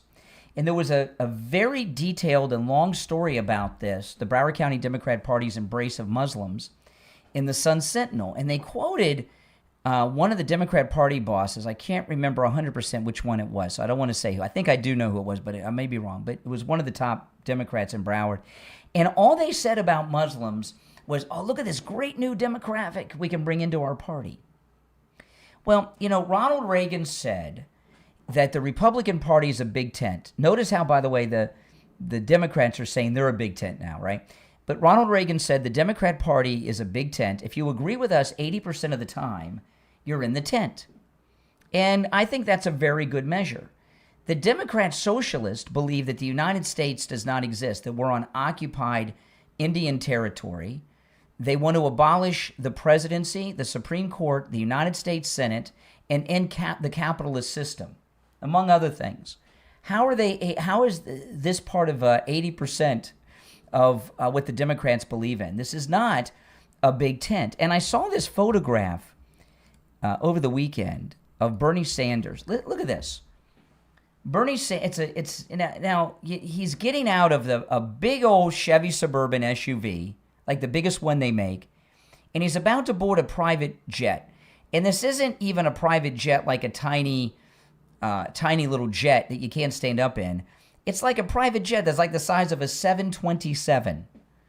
So this is the leaders of your Democrat Socialist. He's the George Washington of the Democrat Socialist of America, Bernie Sanders. He's telling us that fossil fuels are killing the planet. We got to have the Green New Deal. He's getting out of the biggest SUV you can own, right, this Chevy Suburban. And he's not only he doesn't jet pool, he's getting on a private jet, but one the size of a 727. And it's all a fake movement. And I started thinking about this last week because they've had these gains, okay? They've had all these gains. And I think I mentioned this on Friday's show. When Bernie Sanders first became a national figure that people paid attention to, he was, this video of him drunk with a bunch of Russians in the 80s and the Soviet Union came out. Remember this video? They're like half naked, the shirts off, drunk on vodka and everything else. And I'm starting to wonder, is Bernie Sanders a Russian spy? Right? Is he a Russian turncoat spy? Because he's bringing communism to our shores. And here's Mamdani, who, Mamdani thinks he's the leader of the Democrat Socialists, right? He had 3 wins in the commie corridor of New York City, and he thinks he's leading a movement. And and as they go around saying that the Democrat Party's a big tent, and we need to have these Democratic Socialists, they're not, Here's Mamdani on CNN in studio, and they're asking him about capitalism. So when people say Democratic Socialist, right, and I'm curious what you think this means. I mean, do you like capitalism? No, I have many critiques of capitalism. Isn't that something? Here's a guy who he's a millionaire. His family are millionaires. His wife and her family are multi-millionaires beyond him and his own family, but he's against capitalism. No, I have many critiques of capitalism. And I think ultimately the definition for me of why I call myself a democratic socialist is the words of Dr. King decades ago. He said, call it democracy or call it democratic socialism. There must be a better distribution of wealth for all of God's children in this country. And that's what I'm focused on, is dignity and taking on income inequality. And for too long, politicians have pretended that we're spectators to that crisis of affordability. We're actually actors, and we have the choice to exacerbate it, like Mayor Adams has done, or to respond to it and resolve it, like I'm planning to do. Okay. This is something I've told you about this over the years when this has come up. What the communists do, and Mamdani's a communist, Bernie Sanders is a communist, Democrats, socialists are communist, all right? They don't have the guts to admit it, but they're communist. What communists do, whatever country they go into, in this instance, it's the United States, they take beloved figures in that country and turn them into their own. Martin Luther King was not a socialist. Martin Luther King was not a communist. That doesn't mean that J. Edgar Hoover didn't say that he was, but he wasn't. And when you hear Mamdani talking about Martin Luther King supporting their ideology didn't even, exist in this country as anything mainstream. No, he was not a communist. In fact, Martin Luther King really was mainstream, if you think about it. And he was a Republican for most of his life. It only switched because of something that happened that I don't want to get sidetracked into right now. But Martin Luther King and Rosa Parks and the civil rights leaders were Republicans, not Democrats, and certainly not socialist. Now, I want to talk about coastal weight loss secret. Oh, man, I just, coastal weight loss secret has changed my life. Changed my life. I'm wearing another one of the new shirts I bought that is size small. I'm proud to say my shirt size went from size large to size small, thanks to Coastal Weight Loss Secret. That's right. I've kept this weight off for over a year, and I finally said, well, I'm going to go out and buy a whole bunch of new clothes. And I did a few weeks ago. And when I was trying them on, I thought, well, I'm probably a medium. And my wife said, no. So when I saw a shirt I liked, I grabbed the medium and the small. And I tried the medium on first every time, and they were like nightshirts, like Scrooge would wear, right? You know what I mean? All those baggy nightshirts that they used to wear. And my wife, try on this one. I was like, there's no way. And I put on these smalls, and they fit like they're tailor-made. And keep in mind, I've been maintaining my weight for over a year. It's amazing. Call Coastal Weight Loss Secret and schedule your no-charge consultation right now. 561-247-6300. 561-247-6300. That's 561-247-6300. And online, coastalweightlossecret.com. We'll take our break for the bottom of the hour and be right back.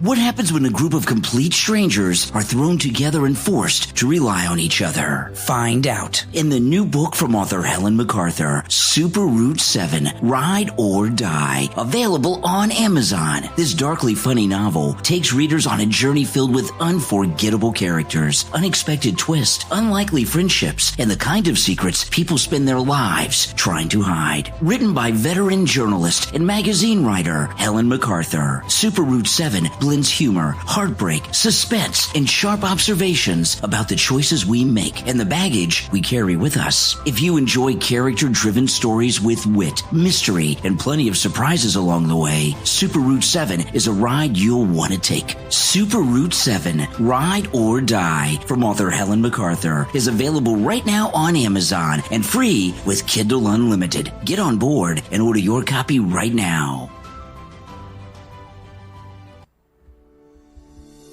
Are you tired of being told that chronic disease is just a normal part of growing older? What if you could take control of your health, boost your energy, and dramatically reduce your risk of serious illness using proven, science-backed strategies? The podcast, Vitality by Design, with host, coach, Dr. Ann Hester, will teach you how to do just that. Dr. Ann is one of fewer than 1% of physicians in America who is double board certified in both internal medicine and lifestyle medicine. Each episode of Vitality by Design reveals how the 6 pillars of lifestyle medicine can help prevent, treat, and even reverse many chronic diseases. Vitality by Design is a life-changing podcast where you'll learn how people are putting type 2 diabetes into remission, improving heart health, reducing stroke risk, and creating lasting wellness naturally. Whether you're looking to prevent disease, regain your energy, or create a healthier future, this podcast gives you the tools and knowledge to get there. Add Vitality by Design with Coach Dr. Ann Hester to your podcast playlist right now on Spotify and Apple Podcast.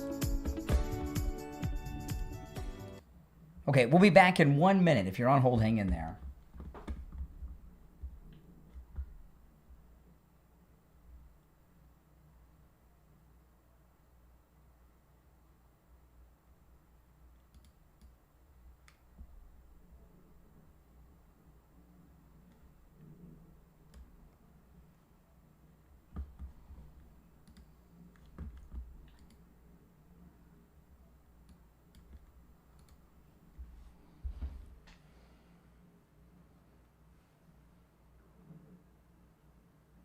"30 seconds and we'll be back."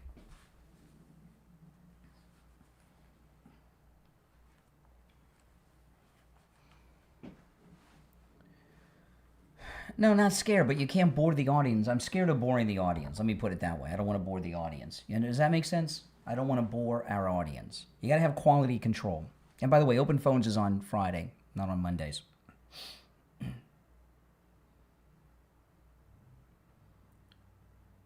All right, we're back. It's the Steve Kane Show. I'm Brian. You're on the air. What's your name? Where are you calling from? Yeah, this is Bob out here in North Carolina. Okay. What's up, Bob, in North Carolina? Yes, sir. I was just, these Democrats out here, man, grab them by the pussy. There we go. All right, so there you go again. I mean, there's another one today. Isn't that something? Mike, I tell you, the arthritis I got on my finger from Dr. I was hitting the dump button. I've lost track. Is that the 5th or 6th time we've had to use the dump button today? The rest of you on hold, stand by while we wait for the delay to re-engage. I'll tell you this in all seriousness, okay? What's going on with these leftists in our audience, when the delay re-engages, we'll go back to the phones, guys, so hang in there, is they're losing. They're losing, and they're having meltdowns over it. So ABC, they did this interview with Mamdani because, on the democratic socialism. And of course, they don't tell in any of these interviews that the mainstream media do, they don't tell you that the Democrat Socialist of America agenda that they just released a little over a week ago calls for the overthrow of the American government. They don't tell you that because they want to make them mainstream. So here's Jonathan Karl. Jonathan Karl, isn't he the one that was defacing the reflecting pool, ripping things out of it? Yeah, I think he was. Here's Jonathan Karl of ABC talking to Mamdani about democratic socialism. Can a democratic socialist get elected president? I think a democratic socialist can get elected anywhere across this country for any position. What I think we need to bring is a focus on working people. And that's the direction that the party should go in terms of selecting a candidate for 2028. I think the direction that the party should go in is how best to fight for working people. I think we need to have a platform and a vision that doesn't sound as if it was cooked up by consultants, but instead one that you would say in response to someone who's asking, why can't I afford my rent? Why can't I afford my groceries? Why can't I afford my childcare? Well, maybe You have too many apps you're streaming on, right? I mean, how many streaming apps do you have, really, right? Do you have the Amazon Prime? What's going on? Do you order Uber Eats 3 days a week? We need to make clear who we stand for, how we're going to stand for them, and that we're actually willing to fight for them when the going gets tough. Yeah, so Mamdani is saying that a democratic socialist can get elected president. Now, you know, you never can tell, right, with these leftists. But here's the thing with these democratic socialists, and it's very important to do this, is to continue to call them out. While it is a gift to us because it's caused this Democrat Party divide. Remember, the Democrat Party is not running against the Republicans in the midterms. The Democrat Party is running against the Democrat Socialist, right? And the Democrat Socialist, they're not running against us either. They're not trying to win the midterms. The Democrat Socialists are running against the Democrat establishment to try to take over the party. So they're not even running against us in the midterm. And here's MS Now, and they're interviewing one of Mamdani's socialists. Denver's not New York, but Denver actually rates socialism higher than we rate capitalism by 4 points. And you know, when I talk this woman here is important because she's not, you know, a lot of people are saying, well, okay, this is New York. This is not New York. This woman is running for Congress. She's a Democrat socialist. She's running for Congress in Colorado, which is important to understand. So these Democrat socialists have been placed in key seats that they think they can win around the country. And this one's Colorado.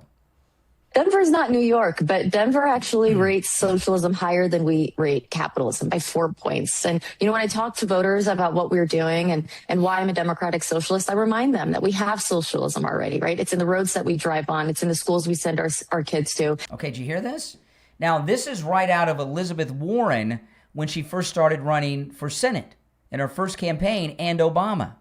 The roads, the schools, the fire departments, all these things, they call it socialism. 4 points. And, you know, when I talk to voters about what we're doing and why I'm a democratic socialist, I remind them that we have socialism already, right? It's in the roads that we drive on. It's in the schools we send our kids to. It's in the fire stations we call upon. I'm just asking that we extend that security. See, you know, notice that she doesn't mention the police that protect us. This is one of their talking points, right? That we already have. No, these are not, you know, the fire department is not socialism. This is one of the big ones they keep talking about. I've had people call me here on the show, well, a fire department's not social. You know, the government's primary focus is to maintain public safety, right? And part of that is fire safety. And Benjamin Franklin has often been credited as forming the first fire department. Whether that's urban legend or not, I don't know. Now, the rest of you on hold, hang in there. I'm going to finish up with our Colorado Democrat Socialist, and we'll take some more calls. Remember, you know, well, I'll tell you when I take the calls. And why I'm a democratic socialist, I remind them that we have socialism already, right? It's in the roads that we drive on. It's in the schools we send our kids to. It's in the fire stations we call upon. I'm just asking that we extend that security to our healthcare, to our housing, to our nutritional food, to our higher education, so that we're actually meeting the basic needs of everyday working families in this country, so that we're not just getting by and surviving, so that we're actually thriving. And in the wealthiest, most powerful country on earth, we're not asking for much. We're not asking for much. Just communism, just overthrowing the government, doing away with the Supreme Court, the presidency, and the Senate. Not much. Just a communist revolution where we overthrow the government. And other than that, we're not asking for much. All right, let's go. You're on the air. What's your name? Where are you calling from? Danny in Winter Haven. Okay, all right. You're on the air. What's your name? Where are you calling from? Yeah, Brian, this is Richie. Hey, you may be the only second caller of the day. We haven't had to use the dump on today, Richie.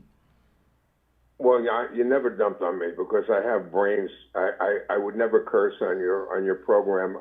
You can argue a point. I don't agree with what you're doing here when you keep on insisting, and I know what they call themselves. But do what President Trump says. Call it for what it is, communists. And the fact that they're not social democrat, they're commies. And the world has fought against this crap. It comes out of Europe. if you notice, like in New York City, okay, where they all got elected, how many are actually born in this country? They're foreigners.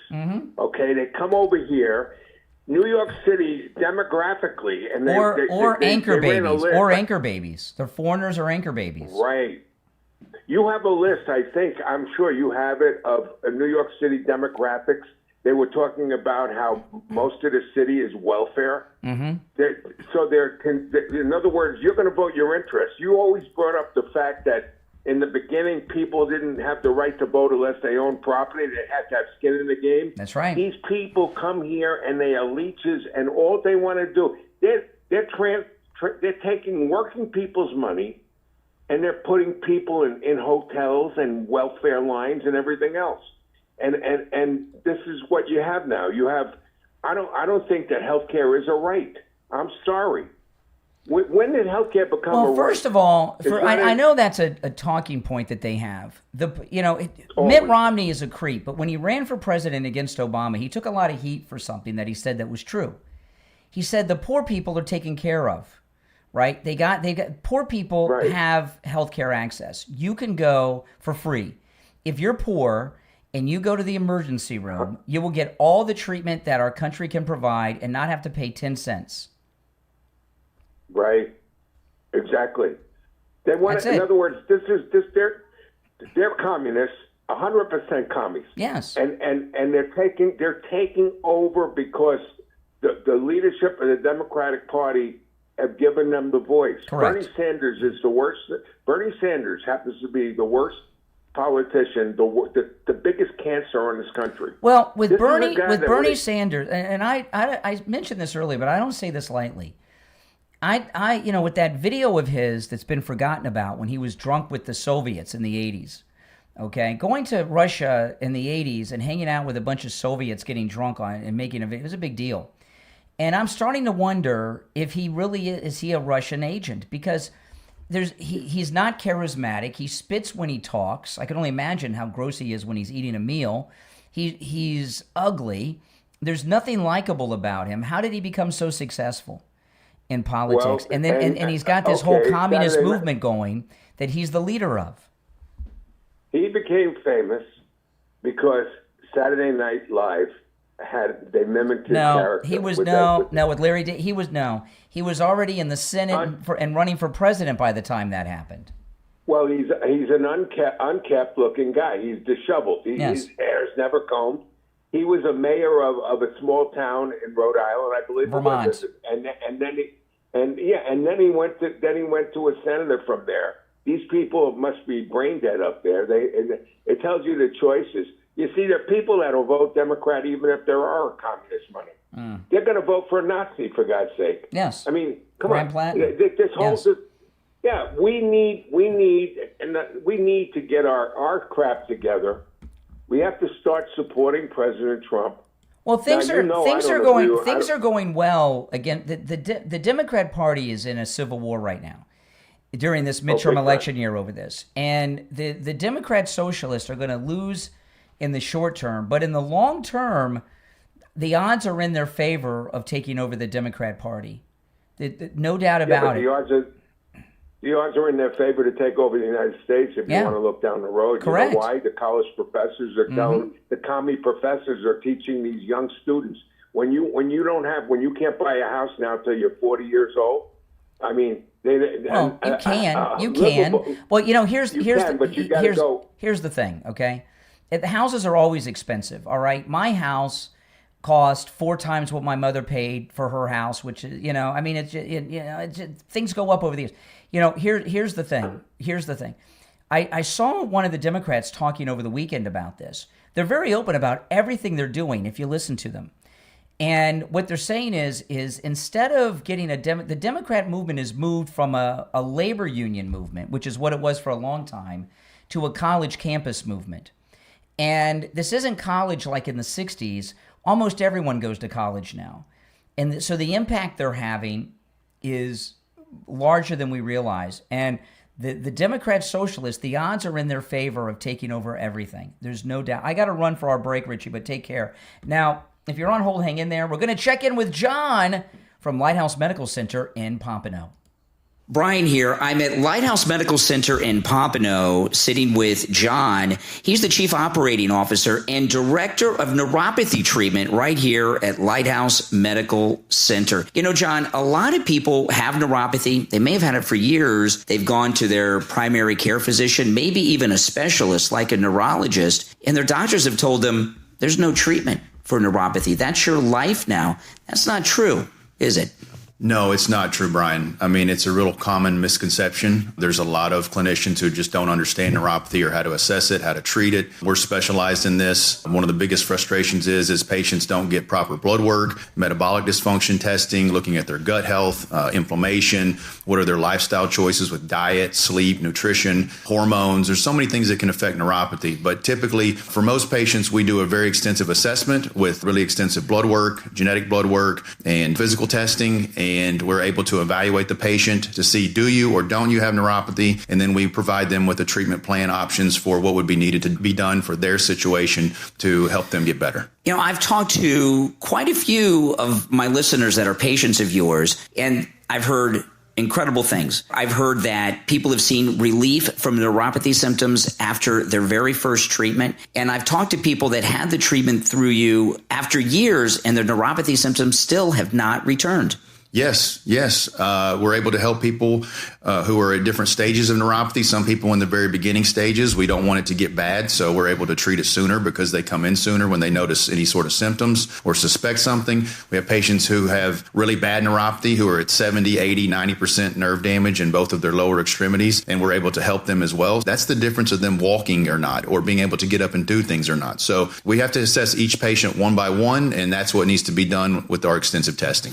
Call Lighthouse Medical Center in Pompano and schedule your no-charge consultation right now. Let them treat you and rid you of your neuropathy symptoms. 754-222-6642. 754-222-6642. And online, lighthousemedicalcenter.com. All right, we'll be right back.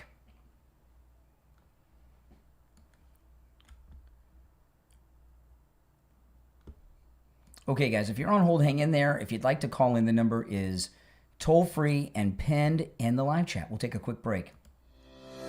How would you like to find your next great read without wasting hours digging through millions of mediocre books? You can do just that at NovelHolla.com. NovelHolla.com is an ebook store built for readers who care about quality. Unlike massive online bookstores that overwhelm you with endless choices, every title is selected with readers in mind, so you can spend less time searching and more time reading. And at NovelHolla.com, when you buy a book, it's yours. You're not locked into a proprietary platform or forced to use a specific device. Just download your books, read them where you want, and even share them with your friends and family. And best of all, great books aren't expensive either. Every book at NovelHolla.com is just $3.99. There's also a subscription plan for just $5.99 a month. Stop sorting through millions of books that you'll never read when someone else has already found the good ones for you. Visit NovelHolla.com right now. That's NovelHalla. NovelHolla.com. A curated library of books you'll actually enjoy. NovelHolla.com. Are you looking for artwork that's anything but ordinary? Then check out In Pretty World on Etsy. In Pretty World on Etsy was created by a professional graphic designer with more than 20 years of experience with a background in fine arts. In Pretty World on Etsy blends the timeless beauty of classic painting and sculpture with today's cutting-edge digital artistry. You'll find everything you're looking for, too, from breathtaking fantasy worlds to striking Gothic-inspired designs. Every piece is carefully crafted to transform your home into a space that's as unique as you are. These aren't ordinary prints either. They're conversation pieces designed with an artist's eye for color, composition, and detail. Using traditional artistic principles alongside thoughtfully applied modern AI tools, In Pretty World on Etsy creates stunning canvas art that brings imagination to life. Whether you're decorating your living room, your office, bedroom, or searching for a one-of-a-kind gift, you'll find artwork that adds personality, beauty, and inspiration. Visit In Pretty World InPrettyWorld.Etsy.com. View the inventory and you'll discover art that turns everyday walls into extraordinary works of imagination. InPrettyWorld.Etsy.com, where classic artistry meets modern creativity. InPrettyWorld.Etsy.com. Hi, Tom Laporta here. We are Laporta Roofing, a family business since 1983. You are our customer. In other words, our boss.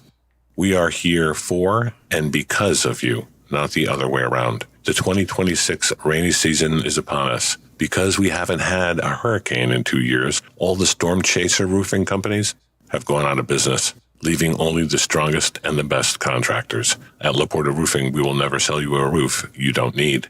We don't have salesmen or commissions, so we will never pressure you to sign a contract. Also, deposits are not required. At Laporta Roofing, you will always come first. We must earn your trust, and we will. So call me on my cell at 954-604-4602 or find us on the web at laportaroofing.com. That number again is 954-604-4602, 954-604-4602, or on the web at laportaroofing.com. All right, we'll be back in about 20 seconds, guys. Hang in there. If you're on hold, stand by. If you'd like to call in, the number's toll-free, 888-465-2631. 888-465-2631. 10 seconds.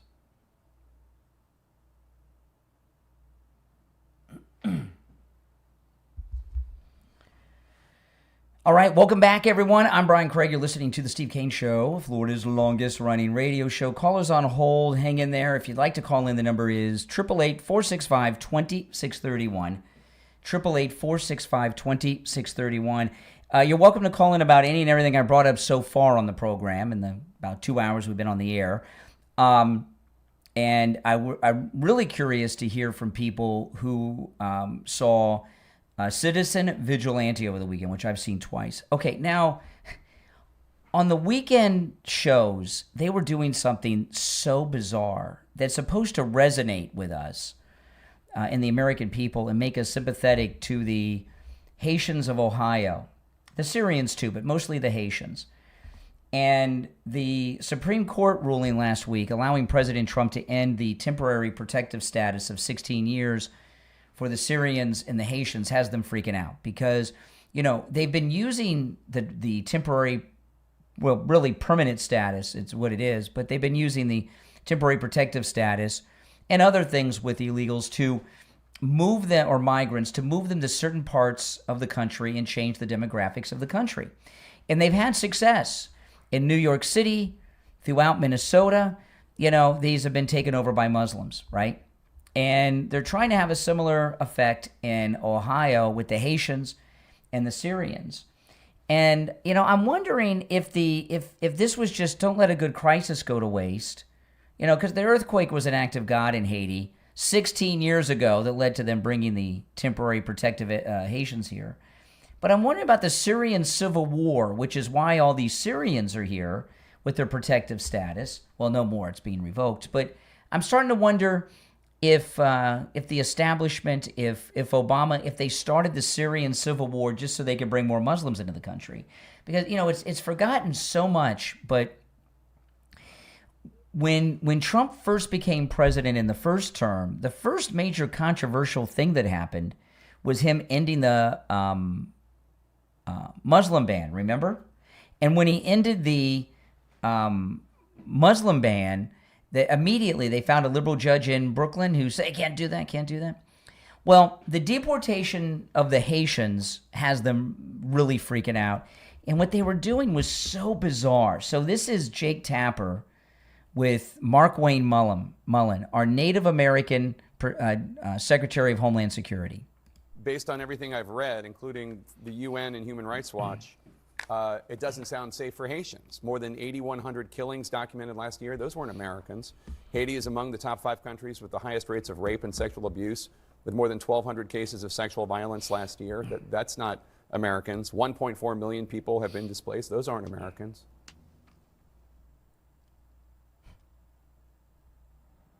Is there a question in that? Mark Wayne Mullen's answer was brilliant, wasn't it? He didn't ask a question. He made a statement, and Mark Wayne Mullen's like, okay, is there a question? You know, and it threw Jake Tapper off. But Jake Tapper was not alone in this. Over the weekend, the mainstream media, okay, they have been going through all the crimes of Haiti, right? The rapes, the murder rate, and all that stuff. And Haiti is the, I think out of all of the majority black nations in the world, Haiti's the oldest, isn't it? So far as like a free, independent nation. You know, they had a slave uprising against the French. Isn't Haiti the longest, oldest, free black country on earth? I think it is. Could be wrong, but I think it is. But anyway, all the liberals over the weekend were going through all the crime stats of Haiti as a reason to keep them here. Now, correct me if I'm wrong, but didn't these same Democrats in Trump's first term, they tried to impeach him and called him a racist for saying that Haiti, he used a word I can't use, but President Trump said Haiti is an S-hole country. Remember that? You can figure out what the S stands for. And when President Trump called Haiti an S-hole, Jake Tapper and the media went after him for weeks. In fact, not only did they go after him for weeks, it was an issue that was brought up during the presidential campaign against Autopen Biden. He was even asked about it in presidential debates with Biden. You know, the racism of referring to Haiti as an S-hole. Well, isn't that what Jake Tapper's doing here? Is he not describing Haiti as an S-hole that's unfit to send people to? Based on everything I've read, including the UN and Human Rights Watch, it doesn't sound safe for Haitians. More than 8,100 killings documented last year. Those weren't Americans. Haiti is among the top 5 countries with the highest rates of rape and sexual abuse, with more than 1,200 cases of sexual violence last year. That's not Americans. 1.4 million people have been displaced. Those aren't Americans. Yeah. So Jake Tapper agrees with Trump about Haiti. You know, the thing about Haiti, those things very well may be true. Those very well could be true crime stats. It wouldn't surprise me in the least. But we all know the truth about Haiti. Haiti has always been, in my life, a anarchy, right? No one goes to Haiti. You don't visit Haiti. And Jake Tapper's even talking. He continues his belief that Haiti is an S-hole. This is Jake Tapper, another clip from him with our Native American Indian Secretary of Homeland Security, Mark Wayne Mullen. Well, I'm just saying, let me ask you. You said you're going to give them a plane ticket if they want to get out and go back to Haiti. How logistically would it happen? Because the FAA prohibits commercial flights to Port-au-Prince because of the gunfire from terrorists and gangs. See, now this is amazing to me. You know, this is where the Trump derangement syndrome, comes in. You know, Trump derangement syndrome, it's like being drunk, right? It affects your thinking, and you can't get a commercial flight to Haiti. How are you going to send them? How are you going to send them there? Aviation, by the way, is also prohibited in Syria. So we have several options for deporting individuals because we have deportation flights. Oh, okay. Jake Tapper's in shock. Oh, there's deportation flights. I forgot about that. Of course we can send them back. Now, if you guys been watching over the weekend all the celebrations going on in Washington, D.C., right? I mean, it's absolutely amazing what's going on in Washington, D.C. with this America 250. I've been watching it a lot over the weekend. You know, Mike Lindell at MyPillow.com right now with our promo code Kane, of course, Kane at checkout, has an America's 250th anniversary sale on his Made in the USA products. You can save up to 50% off Mike Lindell's products that are made in the USA in celebration of America's 250th anniversary. That's absolutely amazing. And also at the same time, the Mega 2 sale is coming on, is in effect with our promo code Kane at checkout. And with that, you can get top MyPillow products, including the 100% Giza Cotton Dream Sheets for just $29.98. And these Dream Sheets are absolutely amazing. You know, they're made of the finest cotton in the world. And what happens with those sheets is no matter what time of year it is, it keeps you the perfect body temperature all night long.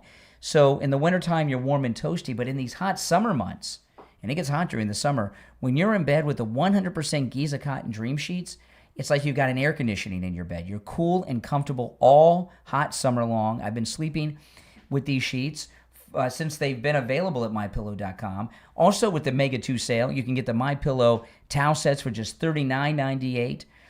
There's huge discounts on the MyPillow mattress toppers and pillows as well.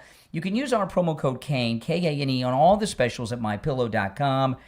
And there's great deals going on, celebrating, of course, America's 250th anniversary.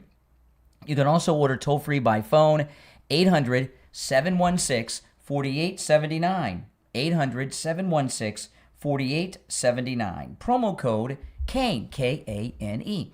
All right, the second hour is down. I can't believe it. We've been on the air 2 hours already. The show's flying by. All right, the 8 o'clock hour is next. We'll take our break for the top of the hour. Come back. I'll make another go with the phones. The liberals are a little out of control this morning, but we'll see. But the number, if you'd like to call in, is 888-465-2631. 888-465-2631. And, of course, a toll-free call no matter where you are listening. I'm Brian, the Steve Kane Show, back after this.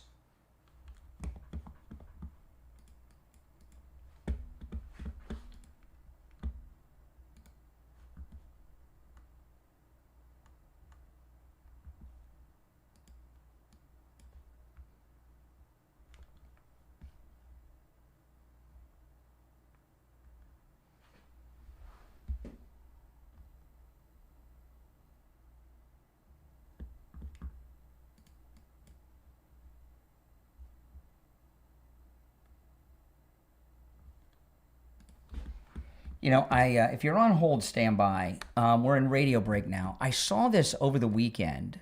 This is a girl in England. She's interviewed by GBN, which is a conservative news outlet in the UK. It's called Great Britain News. They're very good. And this relates to Citizen Vigilante. Listen. I'm scared that, like, whenever I come out of school, they're going to be across the road watching everyone come out. And, like, I feel like one day me or other people my age are just going to be watched by these men. And that feeling gives you a sense of insecurity, and you're at the age where you want that bit of freedom to go out and enjoy yourself. You can't do that. No, I can't. I have to walk the longer way to school now. I can't walk into the town much anymore by myself. I have to really go with friends or parents, and I can't even really go to the park unless there's my friend's parents there. Wow, 14-year-old girl afraid of being attacked and sexually assaulted in England. I mean, that is just that's the world the liberals have given us. I mean, that's just it. Not just here, but everywhere where liberals are running the show. It's pretty scary, you know. And if you bring it up, what do? You're a racist. You're a bigot. And, you know, don't let them try to carry you down. The reason that they call everyone who brings these things up a bigot, a racist, because they want to try to stop you from talking about it, right? And that works with a lot of people. A lot of people, if you say that something like that, they stop talking. All right, those of you on hold, hang in there. I'm going to go to the phones after the break. So we're still in radio break for about 2 minutes. So when we get back, I'll go to the phones. The number's toll-free, 888-465-2631. 888-465-2631. It's a toll-free call no matter where you're listening. Also, please, guys, like the video. Guys, when you like the video, it gets the video recommended to people that have not yet found the channel. That really helps grow the channel a lot. So please like the video. I know a lot of you have been doing that every day, and it's been helping, and it's greatly appreciated. Thank you so much. But please keep doing it. Like the video, and after you like the video, if you get that hype option, if you don't mind doing that too, that'd be great. Did you guys see, yes or no, my trip to Rush Limbaugh's studio on Saturday on YouTube here? If you've not seen it, take a look at it when I get off the air. And oh boy, it's pretty emotional. And you know, people, it's amazing to me how few people knew that studio was here. And so if you're wondering, I went to Rush Limbaugh's studio at Southern Command, the Southern Command of the EIB headquarters in Palm Beach day before yesterday on Saturday. And I live streamed on YouTube when I was there.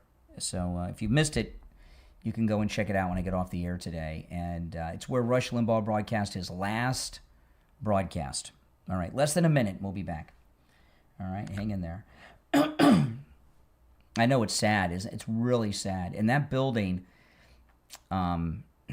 should truly be declared a landmark, at least a Florida landmark, if not a national landmark. Maybe somebody can suggest that to Governor DeSantis, but it'd be a great idea. It's just a little north of Mar-a-Lago. Okay, we got 30 seconds. 20 seconds, we'll be back. I know, when you're there, it's just amazing. That's where Rush went every day to do his show.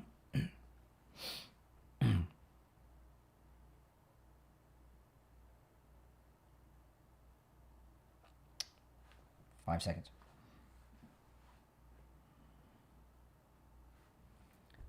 You're on the air. What's your name? Where are you calling from? My name is Rita, and I'm calling from Austin. Hey, Rita in Austin. I saw the movie Citizen Vigilante yesterday. Oh, awesome.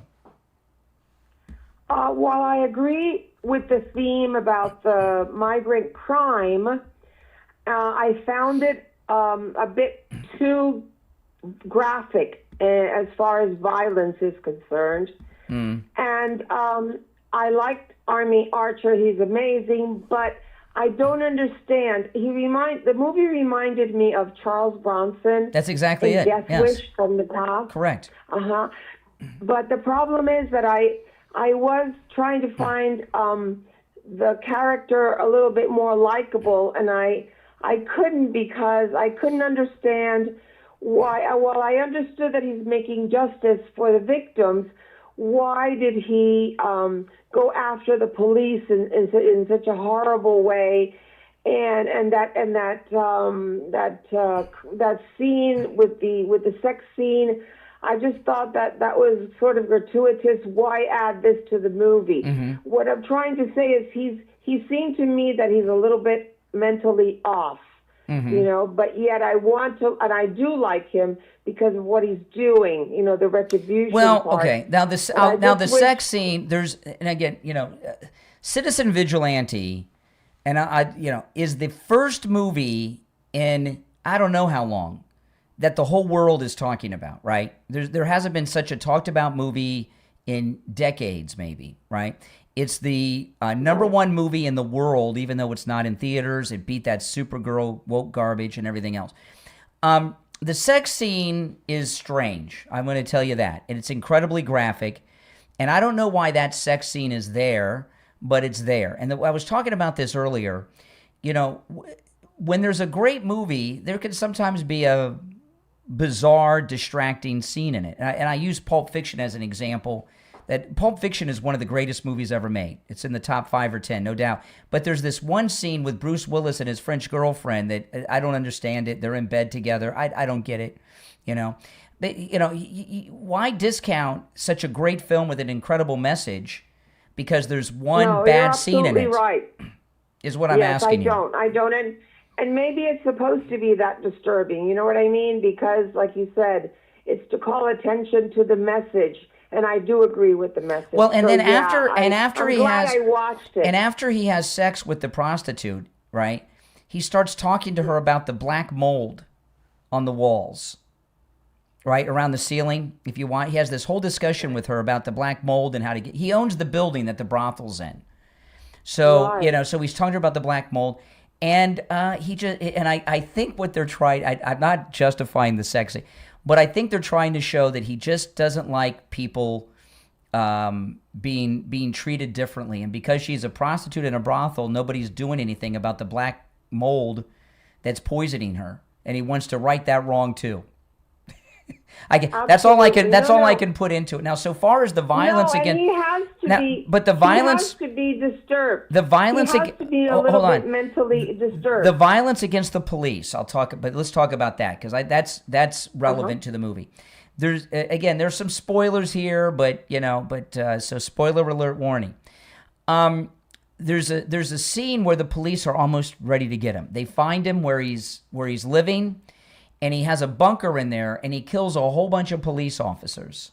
a whole bunch. Right. And he talks about it later in the movie with the police chief. And he tells them, you were trying to stop me from completing my mission.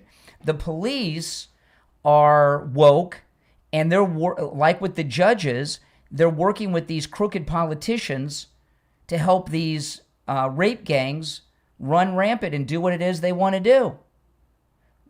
That's why, I'm not justifying, right, Brian. but that's what that scene was about. That. Yeah. Yeah, absolutely. No, it was worth watching. I guess because I'm a woman, my sensibilities are different, but at the same time, I'm glad I watched it. I would have edited out. I would have edited out that sex scene if they filmed it. But Armie Hammer was canceled due to sexual perversions that he was accused of. For all I know, that scene was a condition that Armie Hammer had them put in the movie for him to do it. I don't know. It was a little bizarre and too graphic. There was no need for it. I'll agree with that. The sex scene didn't have to be there. Well, but I give it a vote and a thumbs up. Thank you. All right, I appreciate the call. All right, let's go. You're on the air. What's your name? Where are you calling from? Good morning, Brother Brian, IB. Hey, IB. My brain feels like a scrambled egg. Look, we got to get these people out of the country, okay? Whatever infraction, whatever overstayed visa, if you go to jail, we have to have a system where didn't you hear Jake Tapper? You can't send people back to Haiti because it's an S-hole country. He told Mark Wayne Mullen. I don't give a hooly dooly. Yeah. The law is the law. We need a hooly dooly. We need two more Tom Holmans and two more Mark Wayne Mullen. These people think they're gonna run. They think they're gonna run gunshot or roughshod over us Americans. Let me ask you a question, you Democrats. I'm asking for your help, Democrats. We, as Americans, if the dog poops on your lawn, we'll be angry about it. Well, obviously, you haven't seen Citizen Vigilante over the weekend. I'm going to see it. I'm going to see it tonight. But oh man, I can't wait to see that movie. But listen, we have to stick together, Democrats and conservative Republicans, because these people are trying to take us over. Brian played a clip, okay, with shoot. Anyway, talking about the communist lady out of Seattle. They are spread out right now. The people that just won in New York with Mandami, Brian told you, they told us no more police, no more Supreme Court. Hey, I gotta move on, but I appreciate the call, and the rest of you on hold, stand by. I'd like to hear from some more people who've actually seen Citizen Vigilante, and I know a lot of you have, because it's the #1 movie in the world, and I've been hearing from some of you. In fact, I watched the movie on Friday because people in this audience were suggesting I watch it. And so I'd like to hear from more people who have seen the movie. And I do understand there's some things in the movie, maybe, this movie is not the typical movie that conservative people would watch. It is one of the most violent movies you've ever seen from the very first seconds of it. And there's that very graphic sex scene. And as I said, if that movie was going through the rating system, it wouldn't be an R. It'd be like an NC-17 or something, if they still do that. I mean, it's pretty graphic. And the sex scene, certainly, as I told the nice lady, they could have done away with that. They should have cut that out, okay? Because what happens with that scene, and this is I give you one flaw of the movie, and it's that scene. And what it's done is a couple of things that I'm not happy about. Because I do believe Citizen Vigilante is the most important movie of the 21st century. And that's a bold statement. But tell me another movie in the last 25 years that had everyone in the world talking about. I don't mean another good movie or an interesting movie. I mean a movie that wasn't even in movie theaters, that had no PR, no publicity, and was a movie that was the #1 moneymaker over a weekend, without being in any theaters, without any promotion, without any marketing, just word of mouth, and everyone in multiple languages on the planet's talking about it. And it's the most important movie. I didn't say the best. I said the most important movie of the 21st century, just based on that alone, okay? And the one negative, what the sex scene does is two things. One, I think it's a distraction from the movie, okay? It's a distraction from the story. But the other thing, and you know, the filmmaker had no idea. You know, hindsight's 20/20, right? The filmmaker had no idea how big this movie was going to be and how everyone would be talking about it. And what that one scene has done is it gives the left a way to try to discount the movie because of this pornographic scene in the middle of it. And they use that to try to discount the message of the movie. On top of it, they say it's bigotry and Islamophobia and all the things that they would normally say. But, you know, hindsight. But I'm not going to let one scene in the movie to take away from such a great, important movie. And, you know, I tell you, I was, you know, when I first watched it, the first time was on my iPhone, and it was a little tiny screen. And then I watched it yesterday morning, and I pulled it up on my big screen TV. I pulled it up on my laptop and mirrored it to watch on my big screen TV. And I'm watching it in my living room. And when the sex scene came on, I went to look and see if my blinds were open, because if someone was walking by my house, they would have, what is he watching, right? Right. The blinds were shut. All right, listen, if you're on hold, stand by. We'll take a quick break and be right back.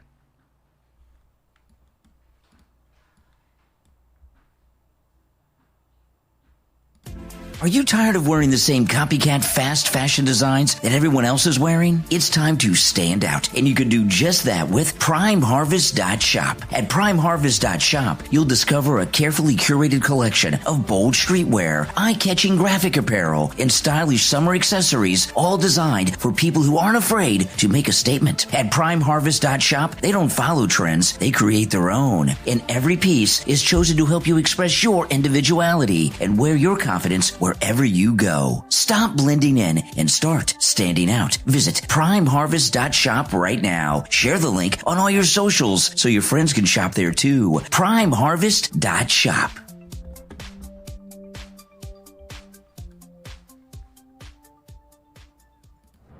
From author Tyree Carter comes your next must-read book that makes a great addition to your book club. It Happened in Vegas. Vegas was the lie. Love was the truth. Available on Amazon. 4 years. That's how long Hinyel has spent trying to silence the memories of a bitter divorce, pouring every ounce of her soul into her designs. Raul knows all too well how fragile life can be. Still mourning the loss of his wife to cancer, he's built a life of cold control until he meets the woman who could thaw his guarded heart. He wasn't looking to love again. She wasn't looking to trust. But in a city built on neon dreams, they might just find a second chance neither dared to hope for. It Happened in Vegas. Sometimes the biggest risk is opening your heart. Get your copy today on Amazon in Kindle, paperback, and hardcover. It Happened in Vegas. Vegas was the lie. Love was the truth. From author Tyree Carter on Amazon.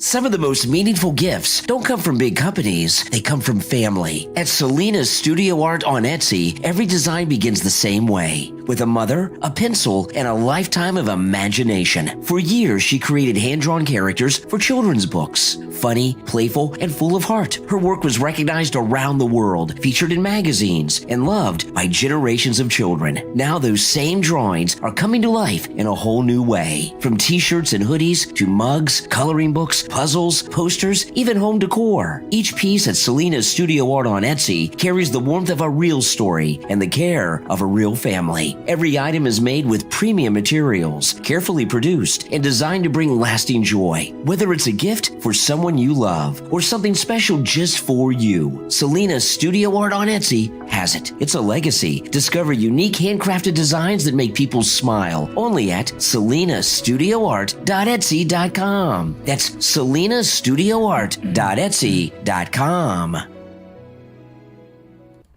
All right, hang in there, guys. Hold on, about 30 seconds and we'll be back. All right. 30 seconds and we'll be back. Oh, my goodness. The show has flown by. There's only 40 minutes left. Holy smokes. Where has the morning gone? I can't believe how fast the show's gone by today. All right, 10 seconds.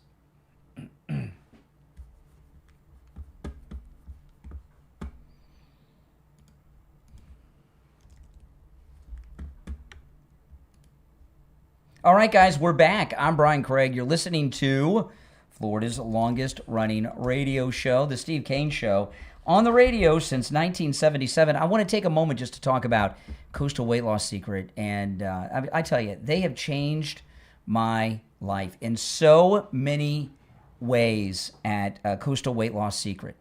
You know, when you are at the weight you're supposed to be at, not only do you look better, but you feel better too. And some of it is because you feel better about yourself, right? You know, and I know you guys have been hearing me talk about how I went from a size large to a small shirt. You know, one of the things that blew my mind with Coastal Weight Loss Secret, above and beyond that it was so easy to lose the weight without exercise, without starving myself, without pills, without shots, and all that. But even still, I was not expecting to lose my stomach. I was starting to get a belly. And I figured, you know, you get to be that age. That's just part of middle age. I have a flat stomach, and I weigh what I weighed 30 years ago when my wife and I got married. And for over a year, I've kept the weight off. And keeping the weight off has not been difficult at all. In fact, it's been easy. I don't even think about it. And I've kept the weight off. Maintaining the weight is so simple with Coastal Weight Loss Secret. But you also feel better because you're healthier. And, you know, I was talking about the heat and everything else. I do much better in the heat this summer than I've done in past summers. This has been a particularly hot summer. The heat index 102 pretty much every day.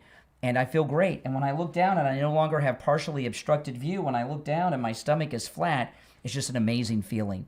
Give Coastal Weight Loss Secret a call and schedule your no-charge consultation. 561-247-6300. 561-247-6300. That's 561-247-6300. And online, coastalweightloss.secret.com. I want to mention a couple things unrelated to anything else I brought up today. And one of them is very, very important. The first one is important too, but it's something I just want to mention. On Saturday, I did something that I wasn't planning on doing. I met with some friends on Saturday in Palm Beach for lunch, some good friends of mine. And I was running a little early, and I looked where I was, and I realized I was right down the street from Rush Limbaugh's radio studio in Palm Beach. And I stopped by, and I made a YouTube video at Rush Limbaugh's EIB Southern Command Studio in Palm Beach. And if you've not seen it, go to my YouTube channel and check it out. And I put that video, I did a live stream in front of the place and showed everything. And I've known where it has been for many, many years, even when Rush was still with us. And I've wanted to make that YouTube video for a long time and go there. But sadly, the EIB network, they didn't do what Charlie Kirk's people did. You know, Turning Point did something which is just amazing. They've kept Charlie Kirk's studio intact, and they still use it. They don't sit in Charlie's chair, but they use the studio. And the EIB, that building is now an office. And I haven't made the video because the times I've been there, around there since Rush passed, has been during the week mostly, and the offices and everything, is all those people there. And I didn't want to do with everyone there because I think it takes away. And when I went there, I went to Rush's EIB studio in Palm Beach and made this video on Saturday. What surprised me is how few people, even South Florida people, had no idea it was there. And most people thought that Rush did his show from his house. He did in the very, very beginning when he bought his mansion in Palm Beach, but then he moved here. And go and check out the video on my YouTube channel, Brian Craig Show. And, you know, this is where the EIB studio, Southern Command Studio, it's where Rush did his last broadcast. And, you know, when I was there on Saturday, it's a beautiful place and a beautiful area, but to walk where Rush walked every day for so many years, it's pretty powerful. And it's unfortunate that building has become an office building, but that is some, I don't know what it is, but they're in there now. that building really should be made a landmark, a Florida landmark, or maybe even a national landmark. It's very, very important place. And I don't say that too much, but about things. But Rush was so instrumental in he wasn't the first conservative radio host out there. There were a lot of conservative radio hosts, even nationally syndicated over the decades. But Rush did a lot. Charlie Kirk took conservatism in the places it had not been before, right? The youth, college and high school kids. And Rush did a similar thing with conservatism in the mainstream. Conservatism grew by huge numbers because of Rush Limbaugh, and he certainly missed. There's no doubt about it. But check out my video of the EIB Southern Command studio where Rush broadcast for the very last time. It's pretty moving. A little tribute I did there, and another thing I wanted to talk about. President Trump does so much that he doesn't get credit for, and I came across something over the weekend that was new to me here in South Florida. A lot of you probably have known about this, but President Trump has ended animal testing in this country. And animal testing is one of those things that we've known about all these years. But, for me, anything that involves hurting animals, I just can't deal with it. I don't want to know about it, right? But President Trump ended animal testing. And one of the things Fauci is most famous for are all these beagles that they were animal testing around the country, right? All these beagles, beagles were chosen by animal testers because they're such incredible dogs. They're sweet, they're kind, they love people. They're just some of the best dogs out there are beagles. And Fauci and his evil minions have been breeding beagles for animal testing for a long, long time. President Trump ended that, and I came across over the weekend. There's a place that I've heard of over the years. In fact, my mother went there to get a dog a few years back. Big Dog Ranch Rescue in Palm Beach, and it's way out west in Palm Beach, down the street from Lion Country Safari. And Big Dog Ranch Rescue has taken in over 2,000 of these beagles that were rescued from the Fauci animal testing labs that they're giving away for adoption to people.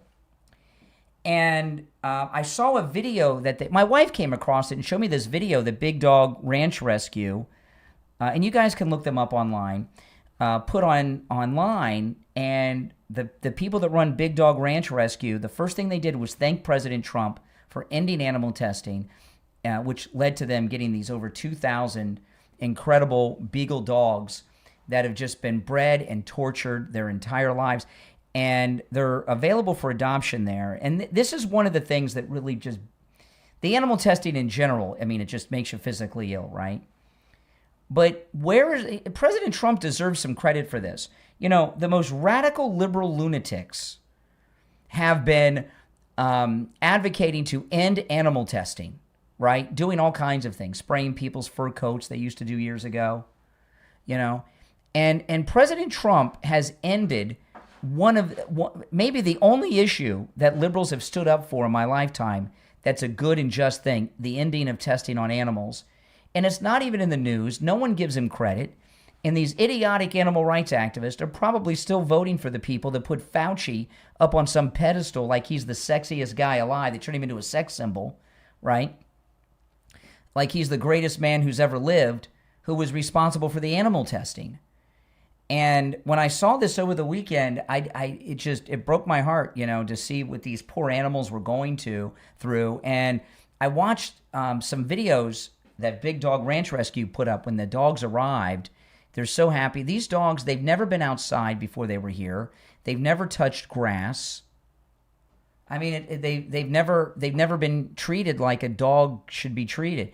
And even though they've been abused by Fauci and his minions their entire life, or I don't know how far back in many generations it goes, they still love people. and are great dogs. So I've given a little free promo here, but if you're interested in a dog for your family, check out Big Dog Ranch Rescue. Look them up online and look at these big. But President Trump, this is the thing about the left and the things they attack Trump on. So many things that President Trump does are things that the liberals want. I saw in the news here in South Florida, the gay activist in Wilton Manors had some big protest against Trump over the weekend, right? And they're a bunch of idiots. And I saw this on the local news, and the gay activists in Wilton Manors, they were holding up. I saw one sign. It said "Algae 1, Trump 0," like a scoreboard. And I'm thinking, what are these gay activists advocating against Trump for? First off, before he became president the first time when he was running, okay, he came out in support of gay rights. He was on an interview. They said, hey, can Caitlyn Jenner use the ladies' room at Trump Tower? He said yes. And then Caitlyn Jenner went over there and made a video using the ladies' room at Trump Tower. Nobody cared. Not only has he been in favor of gay rights for a long time, growing up in New York in liberal circles and such, the Treasury Secretary is the first major openly gay cabinet official.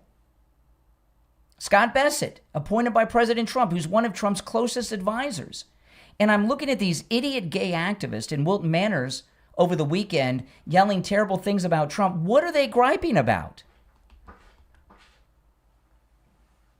What are they griping about? Someone told me in the chat that Judge Janine adopted 2 of those beagles that I was talking about. So many of the things that liberals oppose President Trump on, he's on their side, and they're too stupid to know it. Like this thing with the animal testing. The animal rights activists have been some of the craziest animal rights activists have historically been nuts. Okay, we used to do a lot of shows with them. Particularly when the circus would come to town, we would have the animal rights activist on when there was a barn. But they destroyed. There's no more circus now because of the animal rights activists. But they were always advocating against animal testing. President Trump not only ended the animal testing, he's released all of Fauci's beagles that they were breeding these dogs for years and years, just to be abused in cages and be tested on with God only knows what, perfume, makeup, lipstick, medicine, I don't know. And President Trump ended the animal testing and arranged it so dog rescues around the country, because it's not just Big Dog Ranch Rescue. I mention them because they're local here in Palm Beach, okay? But there's others, and he allowed the dogs to be taken to these places so they could be given to forever homes, right? Families out there that want to care for these dogs. And not a mention in the news, and like these idiot gay activists in Wilton Manors over the weekend, with all of their anti-Trump hate. Look at what Trump's doing. As an example, I'm watching, they got these feminists out there with the gay activist. President Trump is defending women's rights with the biggest violation of women's rights in the world today in this country. 2 of them, right? 1, the Lincoln Riley Act, and 2, keeping men out of women's sports.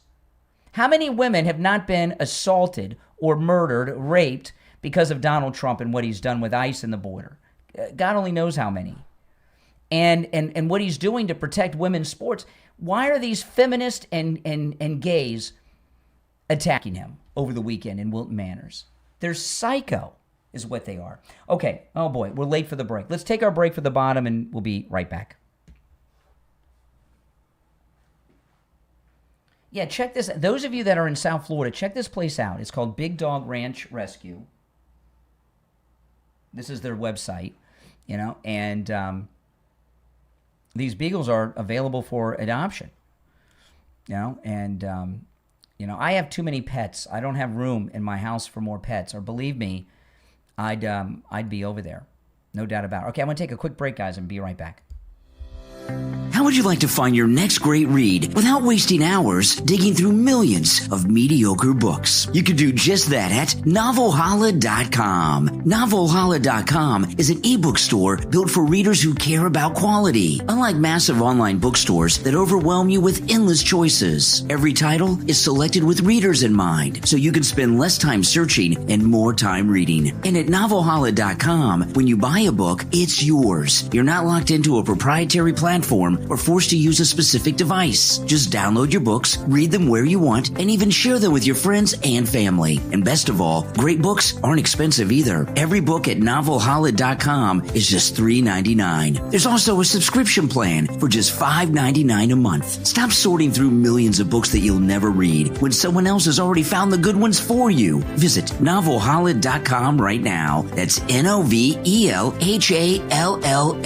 NovelHolla.com. A curated library of books you'll actually enjoy. NovelHolla.com.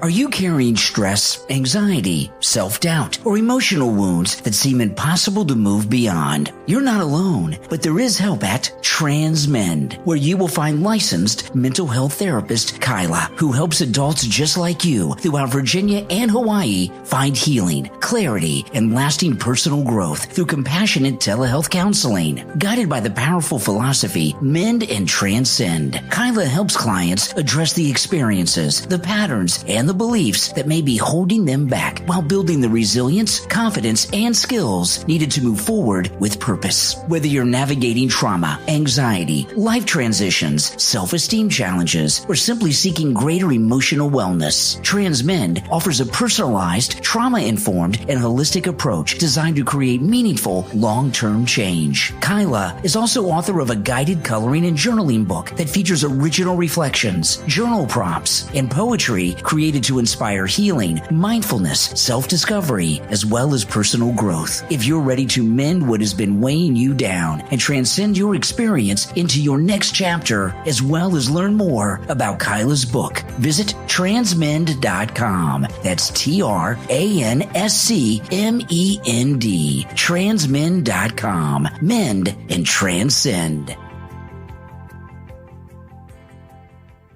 All right, we'll be back shortly, guys. Hang in there. Let's see, about 15 seconds.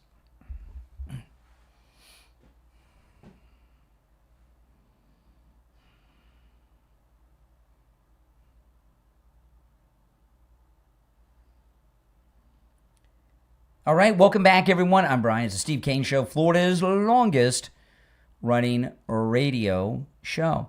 Yeah, you know, this thing about Trump and the left, see, we've got a big problem going on right now. If you're on hold, hang in there. I'm going to go to the phones in a moment. I meant to play this earlier and didn't. Obama gave an interview over the weekend on MS Now talking about George Washington. And I think sometimes we get confused in thinking that these two stories are completely separate. They're intertwined, right? And which is why it's possible for me to be a great admirer of George Washington and also acknowledge he was a slaveholder. And that does not negate his... Okay. You notice how much Obama's been out there lately? You know, this Democrat socialist, he is the leader of the Democrat Socialist of America, guys. He is the leader. He is silent behind the scenes for us, but Barack Obama is leading this entire movement. And look what he's doing, poisoning people about George Washington. This backs up the Democrat Socialist of America, these commies, what their platform is. Make no mistake about it, Barack Obama is behind this entire movement. Mamdani's the face of it. Bernie Sanders the face of it, but it's really Barack Obama. Those are his front men. That's why he's on TV so much lately. Why is he on TV so much? The library thing's over. You're on the air. What's your name? Where are you calling from? Good morning, Brian. It's JJ from Mass. Oh, hey, JJ. What's up? Hey, I want to comment on the movie, but I wanted to talk quickly about TPS, the temporary protective Yeah. status. That from the get-go, I mean, that was a grift play from the very beginning. Mhm. It's sort of a moral trap where they used our good nature and they abused us, and they brought all these people and they just wanted bodies. In a way, you could look at the Beagles, the best little dogs. Fauci took advantage, of them, and it's just when you think about. And I'm not going to talk about the budget, but you think about all the illegal immigration that's taken place in our country, say from World War II, and just imagine. And when I'm talking about abuse, I mean the actual judges, the lawyers on both sides, the people that work in the clerks, all the administrative, all the food, all the everything that these guys got. Just imagine if right around the time of the Bretton Woods Monetary Conference that we made a law where it was 40 years, in prison for entering our country illegally. Yeah. The Article 2, we wouldn't have Article 2 immigration judges. Well, or lawyers. I think they invented it, Brian. I think they invented it. We know what they're doing. I mean, there's twofold. I mean, they obviously scam billions of dollars, but the main thing is they're changing the demographics of states so they can take them over. They've been successful in Minnesota, right? Minnesota is now a very cold Muslim state. Michigan's about half gone, and they're trying to do the same in Ohio with the Haitians, and I'm not sure where they have all these Syrians, but they transplant them to see that this is a thing about like a state like Ohio I can speak of because since I'm from there originally. People generally don't move to Ohio, they move away. So they target these states where people don't normally move to, like Florida, and they put that new demographic there to change the congressional elections and change what is a swing state to a battleground state and then to a Democrat state. What they're doing, they have some of the most sophisticated mathematicians in America behind this on where to put people to influence elections. That's what they're doing. You change the demographic of a state, that's what happens. Yes, I can. I agree with your logic with what you just said. What I'm looking at is that in a way, but I'm looking more at when there is an overabundance of, say, lawyers, because there has been, and there are just so many lawyers, and who ends up working as a judge, who ends up working in the administrative part, all these different courts, all the money that has gone into it just to process them, just to go through the game. Well, we used to hear we people. could have stopped it. We used to talk about activist judges. This is activist judges on steroids and then some. I mean, and what surprises me is how many federal judges are Democrats that are not U.S. born. I didn't realize how many there were. There are a lot. Now you mentioned. So did you see Citizen Vigilante? Because you said you wanted to comment on it. Yes, yeah. Oh, yeah. I saw it. It's funny. One of the first callers, guys, JJ from Del Rey or whatever, independent, whatever he said. Listen to him talk about it. I did the same damn thing. I watched it probably about an hour after it was, it popped up on my phone with Elon, and I watched it. But then I went out to Prime, and I bought it. Now, it's as far as favorite scenes. My God, I will agree that the sex scene is kind of like it's like a condom commercial during the middle of a Disney movie. It was like out of place. Yeah. It's kind of weird, but in a way, when he looks up at the mold, this guy, to me, he's just about injustice, everything. Fighting injustice. He's like injustice, and even though it's his building and he sees the mold, that is unjust. That has to be fixed. He's like everything about this guy. He's like the accountant without the, I got to finish well, but he does. The Accountant with Ben Affleck, which is, by the way, pretty good movies too. But this I saw the first one was pretty good. But the thing about you're right about the mold. Okay, I agree with that. It shows that he's got OCD, I guess, and he was concerned about the health of the prostitutes, breathing black mold, and the clients of the Johns if they shower and take a hot shower at the brothel or surrounded by black mold, what impact that would have. I mean, it's so nice for him to care about hookers and Johns and the black and the deadly black mold. But that it was out of place. But that that just kind of, it was a very weird way. How Well, they my slipped guess is the director. character. The director is I don't know anything about him. I don't care. His other movies. His next movie I'll watch will be the sequel to this. But I imagine his movies are all low budget and controversial. He probably has sex in them, in all of them somewhere like this, to get people to watch. And he had no idea that he was producing and directing the movie that was going to be the #1 movie in the world, even against a big studio release of Supergirl. And maybe he would have taken that scene out or done some editing with it if he knew what, but I don't think it takes, and the big picture, I don't think it takes away from the movie. It's very, well, the thing about the movie too is it's so damn like spot on current. And I know you talked about the judge. I like my that. favorite scene was the judge. The The final scene I don't want to get into because I don't want to spoil the end of the movie. But that scene. Well, I don't want to give anything away either, Brian. But I'll say for me that was definitely up there. But the girl, the sister on the couch in the posting when he looks at her and he says, "Well, yeah," and that's the mentality of these people. It's your fault. It's like with the judge, it's our fault. And the girl says, "Yeah, it's your fault. You dress like that." And I'm like, it just the inversion of morality.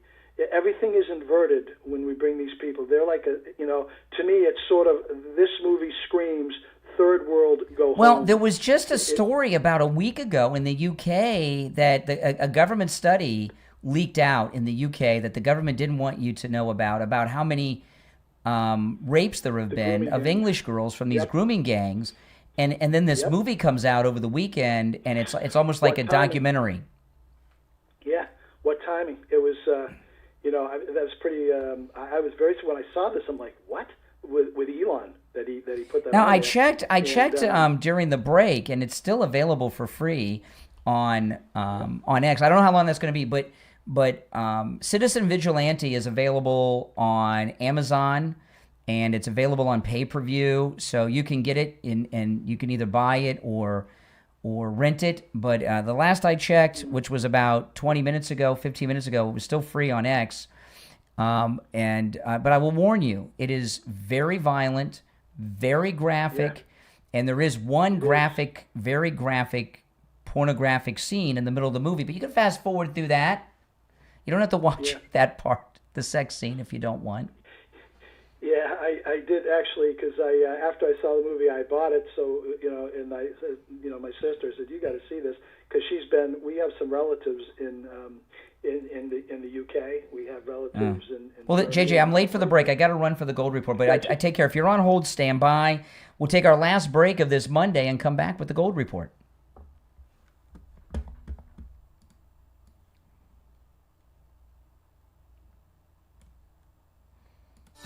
Do you ever feel overwhelmed before your day even begins? Like your to-do list is running your life. Your motivation has disappeared, and no matter how hard you try, you're stuck. From author Victoria Magic comes a refreshing, down-to-earth book that will help you stop waiting for motivation and start building it one small step at a time. From Overwhelmed to Empowered, a practical guide to self-motivation in everyday life. Available on Amazon. With this must-read book, you'll learn simple, proven techniques to beat procrastination, quiet negative self-talk, reduce stress, boost productivity, and create lasting momentum. There's no unrealistic routines, no complicated systems, just practical, actionable tools that fit into real life, even on your busiest days. Whether you're a working parent, caregiver, student, or busy professional, author Victoria Magic shows you how to turn that feeling of being overwhelmed into action, build confidence, and make meaningful progress without guilt, pressure, or burnout. Order your copy right now on Amazon in Kindle and paperback and start making progress one small, powerful step at a time. From Overwhelmed to Empowered, a practical guide to self-motivation in everyday life from author Victoria Magic on Amazon.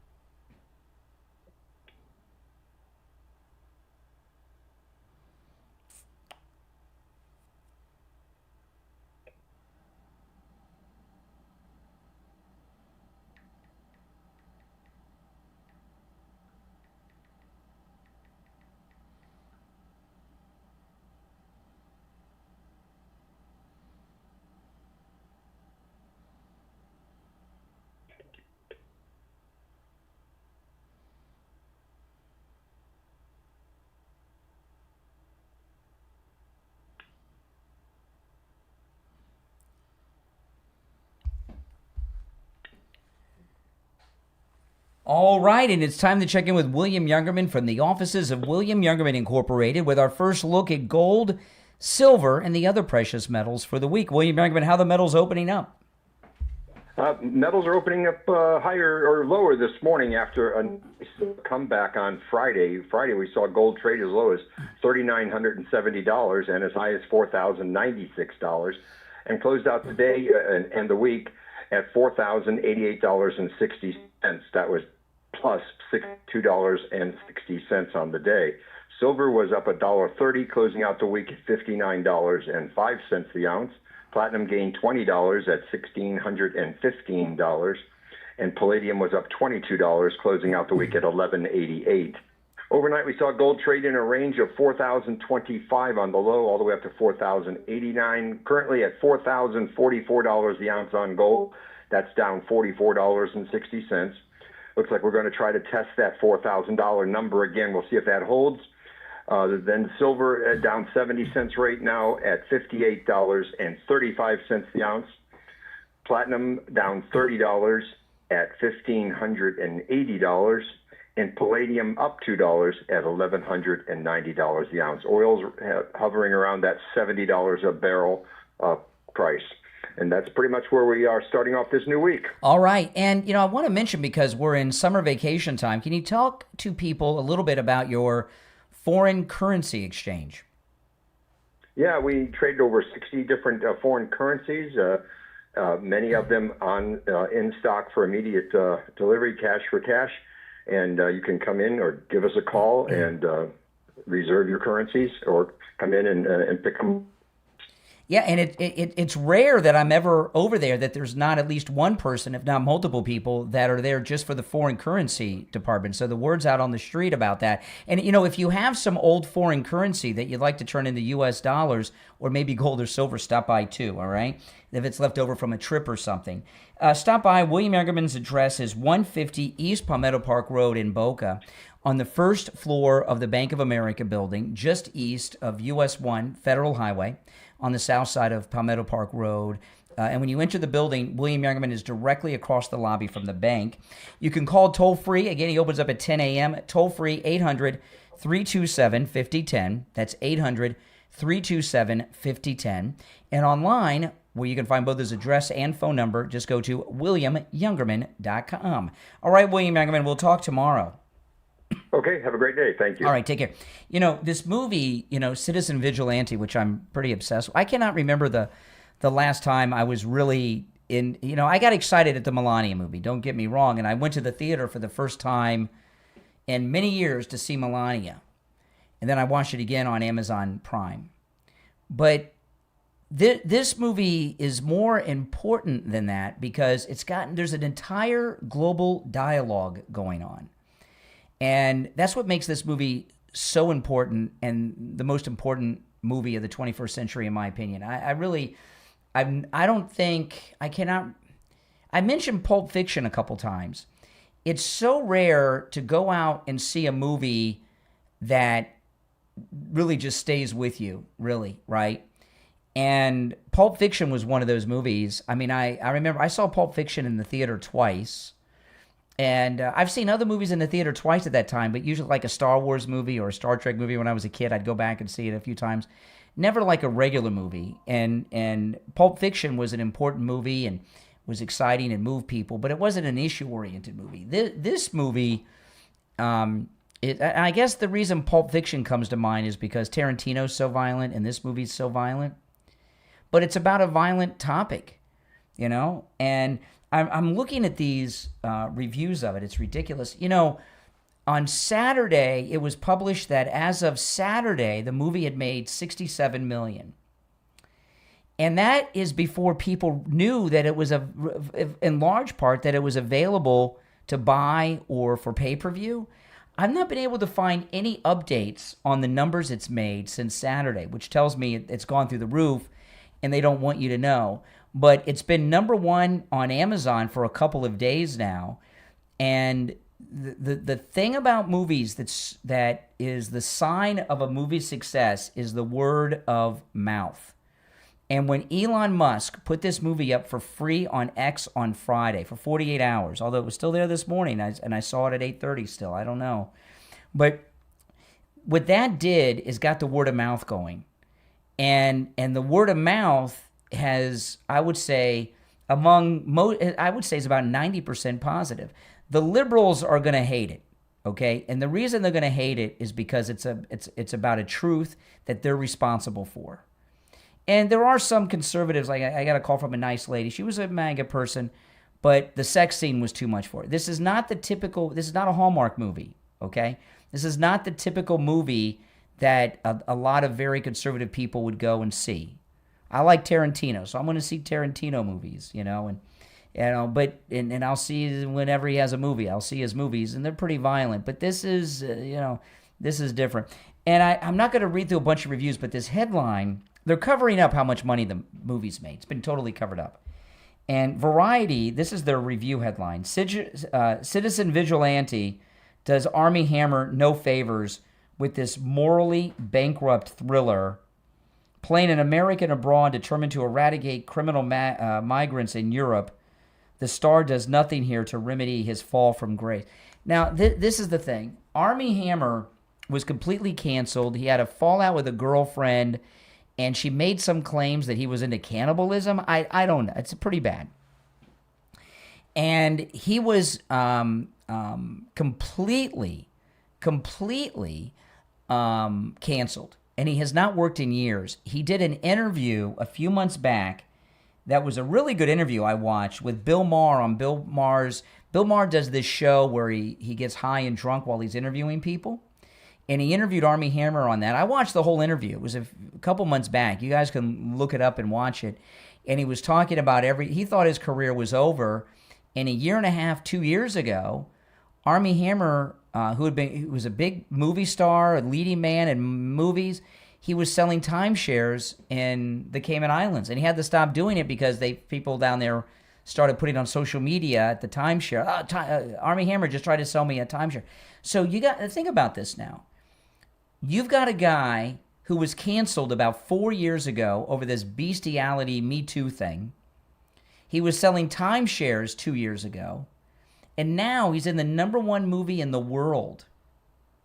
Number one movie in the world that has everyone talking about it. And I don't really worry about celebrities too much unless they do something really terrible, to kids or something. Hollywood is filled with morally bankrupt people. So all of these left-wing movie reviewers that are saying, well, Army Hammer has this past and he's immoral, and the director is this or that.